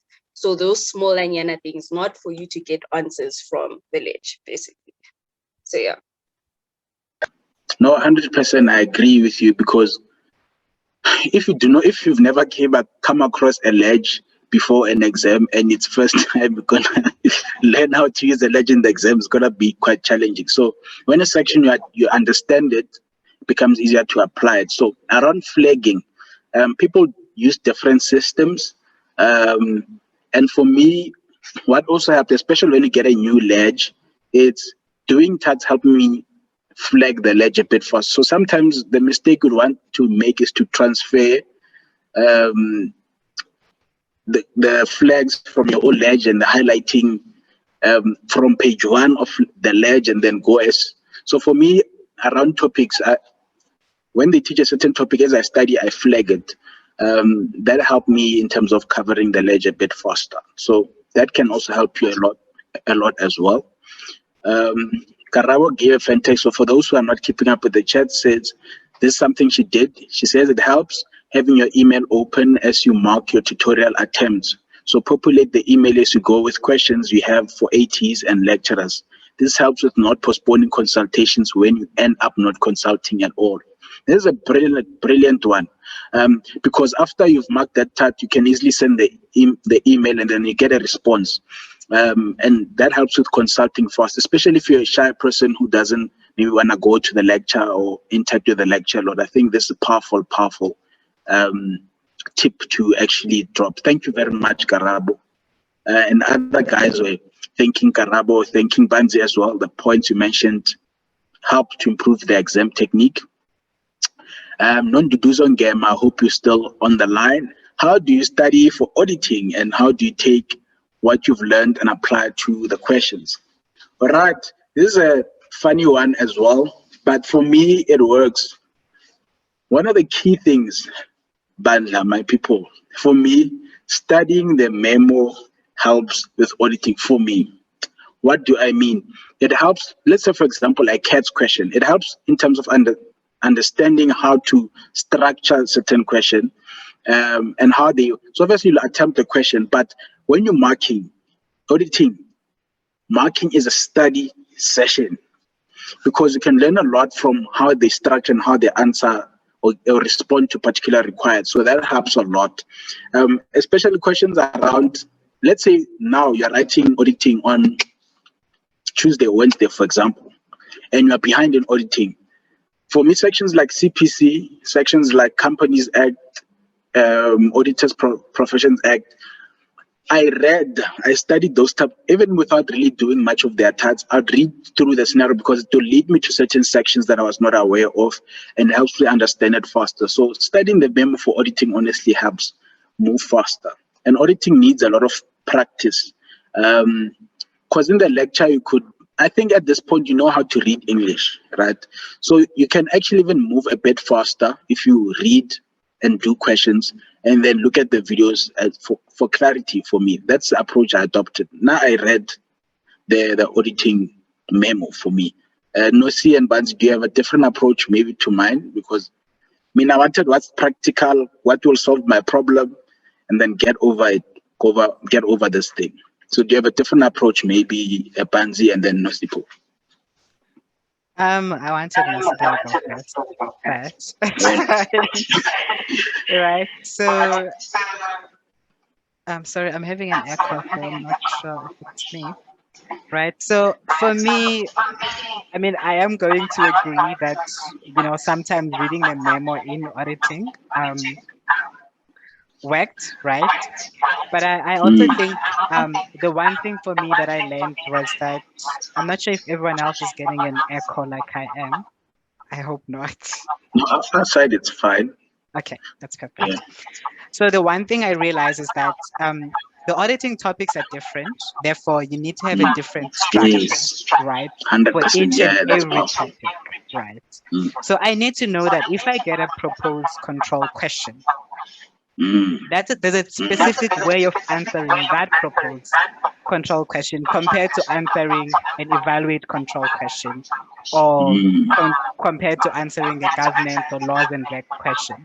So what I would literally do is that before each and every assessment, I revise in terms of saying that, okay, if I am evaluating or testing controls, I should have those, why, whatever. This is the way I should answer it. If I get a question to propose control, this is how I should attach it, right? I should say, what is the control I'm proposing, why, and stuff like that.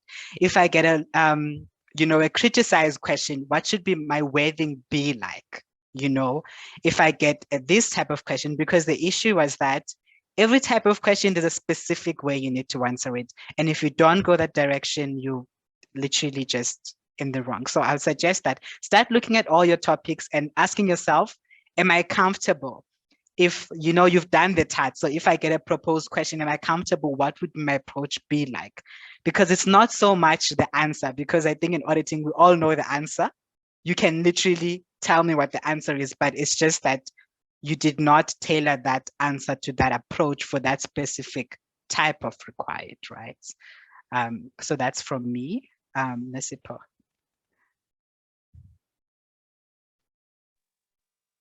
So basically, I do what Frank did, right? And I think with that, it helped me in a way of the memo might have things that I didn't think of, right? So additional points that will help me in future, one or a different direction as to how I thought about things. So that helped me in a way is with studying the memo. So I do my attempt, mark it, and then study the memo. Should be, because also with the problem, because it's in your head, right? You're in the test venue, it's in your head, and it makes sense in your head. But the person who's going to read what you wrote might not understand it that same way that you understood it. So that tends to just not benefit us in future. So I did what Frank did, basically. Yeah. So even non-deducer, I think, as Banzi said, each topic kind of needs a different approach. So questions around execution, so your controls, cats.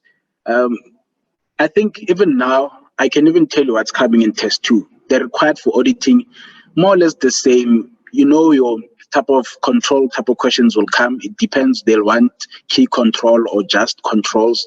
They'll want your substantives, right? So it's dominated mostly by your test of detail.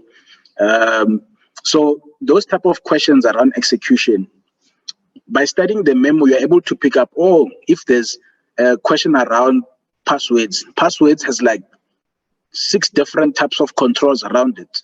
Must limited number, different characters, must be a mixture of this. So it has kick out after 3 attempts. So those are common things that you can easily identify from a memo. But please, guys, don't fall into the trap of just wanting to always study the memo for every single thing. Attempt the question, but when you mark, it actually helps to actually go through the memo properly, like it's a study session. Always helps you.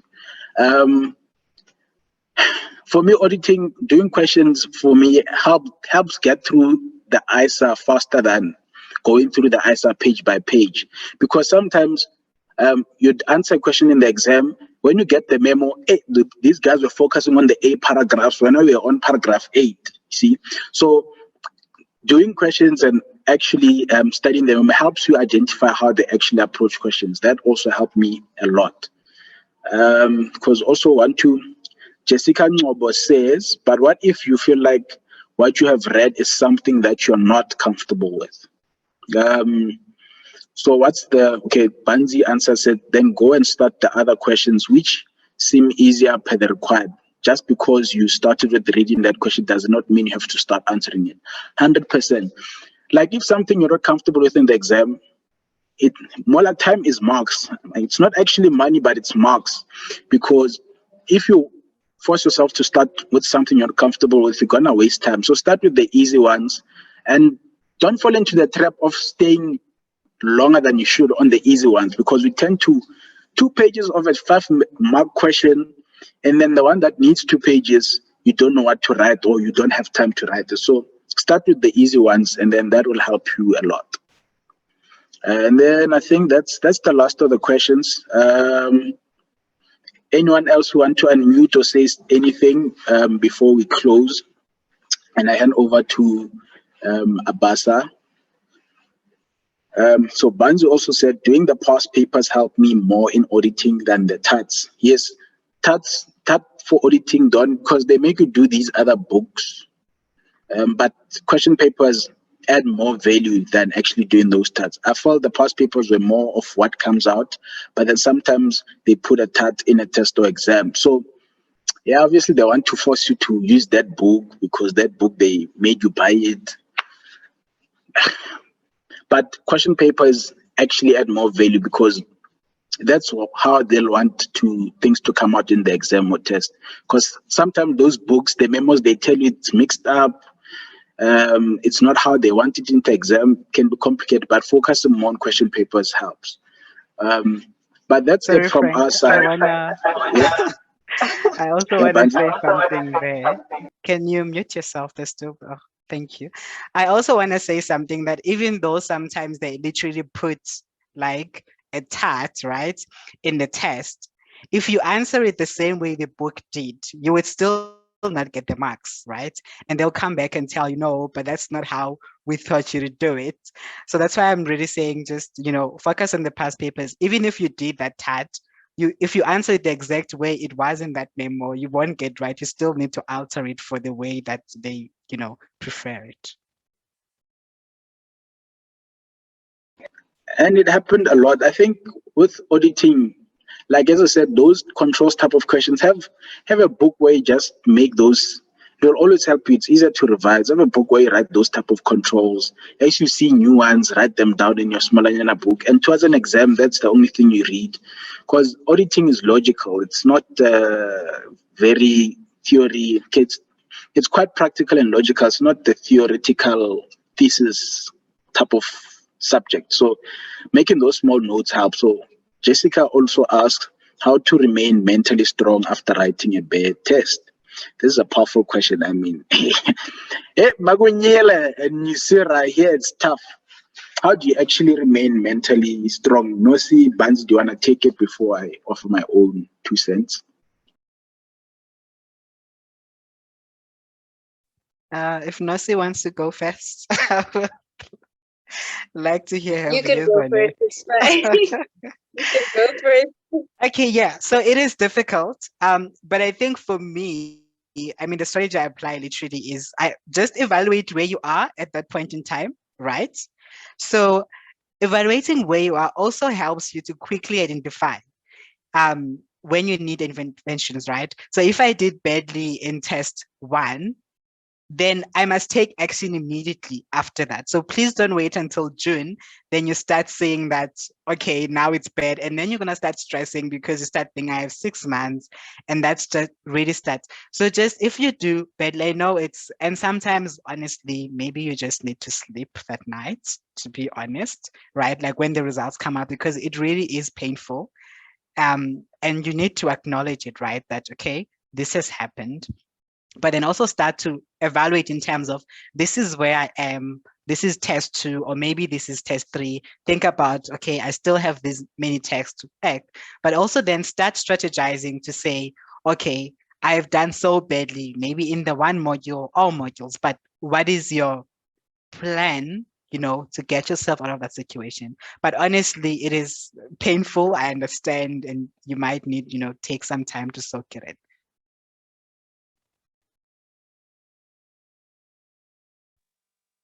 Yeah, with this, I really don't have much to say, but um, immediately after, you write your paper and it was a bad one, I think it's very important to feel your emotions and feel that I'm hurt or I'm not okay after this paper, and deal with it. Like Banzi said, go sleep if you have to, but deal with it.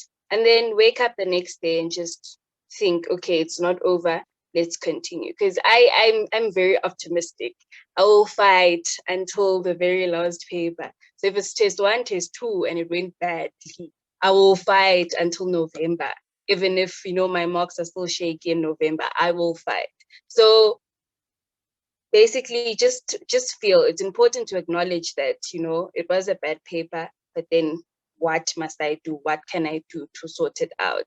Do I need to consult? Do I need to do more tests? Do I need to practice more? Am I not understanding the work? Do I think that I understand, but I really don't?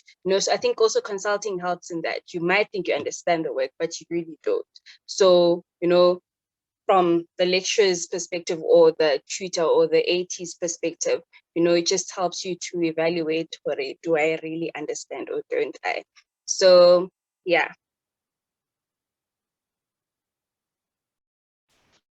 And for me, Jessica, I looked at it this way, two ways. Reality is that particular test, they did not test everything under the sun or everything on the lecture agenda. They tested certain sections. So if you did bad in those sections. You are not a failure or you're bad in everything that has to do with that course. So for me, that's what helped me to quickly accept certain marks. For example, it's I'm not strong in, and there's certain. Let's be honest with ourselves. Sometimes we go to exams or tests knowing it's either we're not 100% adequately prepared or there are certain topics we're not very strong at. So if you don't do well because you did not properly and you are not at your best, or you were sick, or you fell down, or the topics they brought they were tricky, that's what you need to look at. What led to you not doing well? And it has nothing to do with your capability or your identity. And as Banzi said as well, it's deal with. Let's say after that paper, take a day or two, just getting over it, and then consult around the topics that were there or restudy them, because we tend to postpone and say, I'll redo this paper closer to June. When you get to June, you're behind with other tests and other tasks, and you want to catch up with those ones, and you don't actually have enough time to go back. So deal with it as quick as you can. But as Nosh said, which is powerful, get through the emotions. If that day you feel like you don't want to study for the rest of the night, don't study, cry. If you want to just sleep it out. It's part of life, and that's another big thing. It's look at your life using the big picture view and not small picture view. That is not your life, but it's only a part of your life. So if you had a bad paper, it's fine. That part of your life did not go well, but you have other things to look forward to in your life, right? You have other learnings that you have, and even in that subject, there are other things that you know. Just that paper didn't go well. So affirming yourself with positive things and telling yourself you're going to do better. And as Tom Bully said, that you're going to wake up tomorrow and do much more. It always helps. And yeah, look, Jesse, crying is part of this degree. It's another module on its own. Dealing with your emotions, don't suppress how you're feeling. If you're not feeling okay, you're not okay. Just say, I'm not okay today. And even maybe just to give you an example. So we wrote ITC this year as well, and they gave us 2 weeks leave. For a week, I didn't touch a book because I was not mentally in the state to work. I just rested that week, and I knew myself that I'm not okay to even start studying, so I won't force myself to work. So if emotionally you are not in the state to work or mentally, do not force yourself, because you know yourself, you know when you work, you work. So deal with the emotions, and then when it's time to start working again, you'll be fine, you'll do it. So Banzi says, yes, please go through your paper after it's been marked. This will help avoid some mistakes in the next paper, 100%. Do it as soon as possible. The more you postpone, the later you get to getting back to that paper, the more you forget, and then the more you lose out on the learning. So deal with it as quick as you can. But remember, VET is only a part of your life. It's not your life. You did not do well in those sections. Not that you don't know anything in that course. And laughing it out with a couple of friends, it always helps, and see the lighter side of life. But otherwise, that's it, Jessica, from us. Do you have any further questions? Because I had promised my guests that 6:30 will be done. It's 1 hour past 6:30. Yo, life, eh? But I hope you guys enjoyed and found value, because we're seeing positive messages as well. See, you might come across on campus. And myself and Banzi are getting pay slips now, so you'll always see us mostly on on social media and stuff like that. But don't be now hogging Nosi every single time. Now 50 people. She's also a student. She'll also need to be working on her own studies. But she's always one person I know. Huge value you can get from her, having a chat with her around even your own spiritual growth as a person or your own growth in character. So last words from Banzi and Nosi, because we're getting huge appreciations from the chats. And then we close.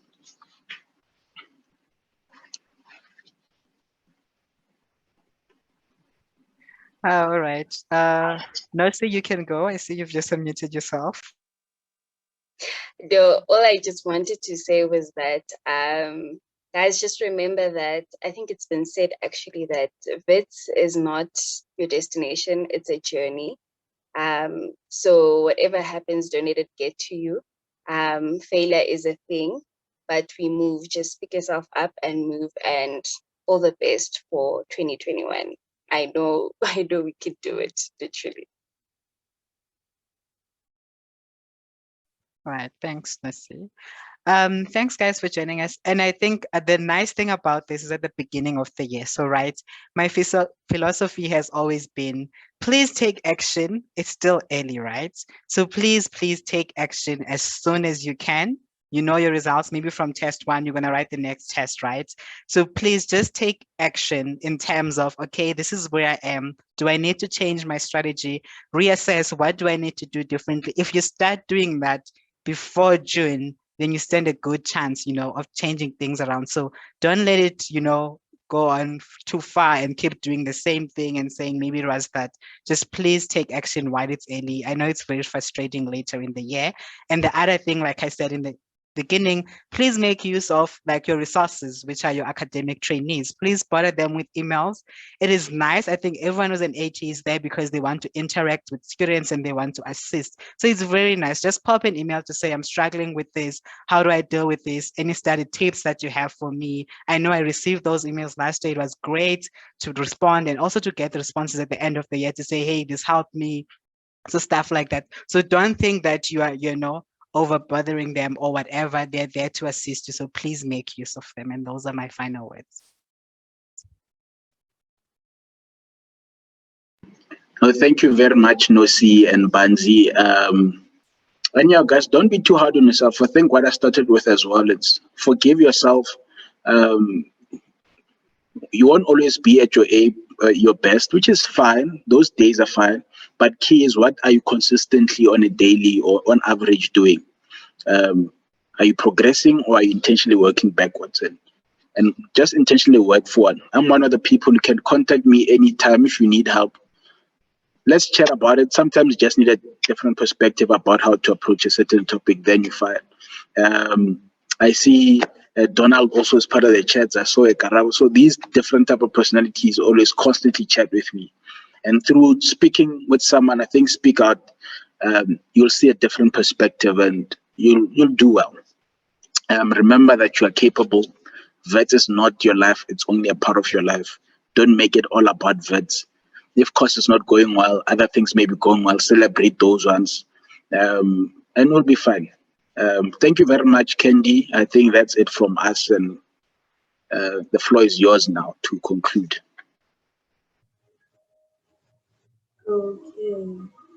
Thank you, everyone. Thank you for joining us tonight. Thank you for staying as long as you did. Banzi, Nosipho, thank you for joining us. Thank you for your advice. For more of Frank and these tips, the President's Quarters has you. Thank you, everyone. I hope that this was helpful. We will let you know when this is available on YouTube so that you can come for it, for comfort, for more advice. And let's keep going, guys. You heard it. VIT is only a part of your life. Have a good night. Thank you for joining us. Bye, everyone.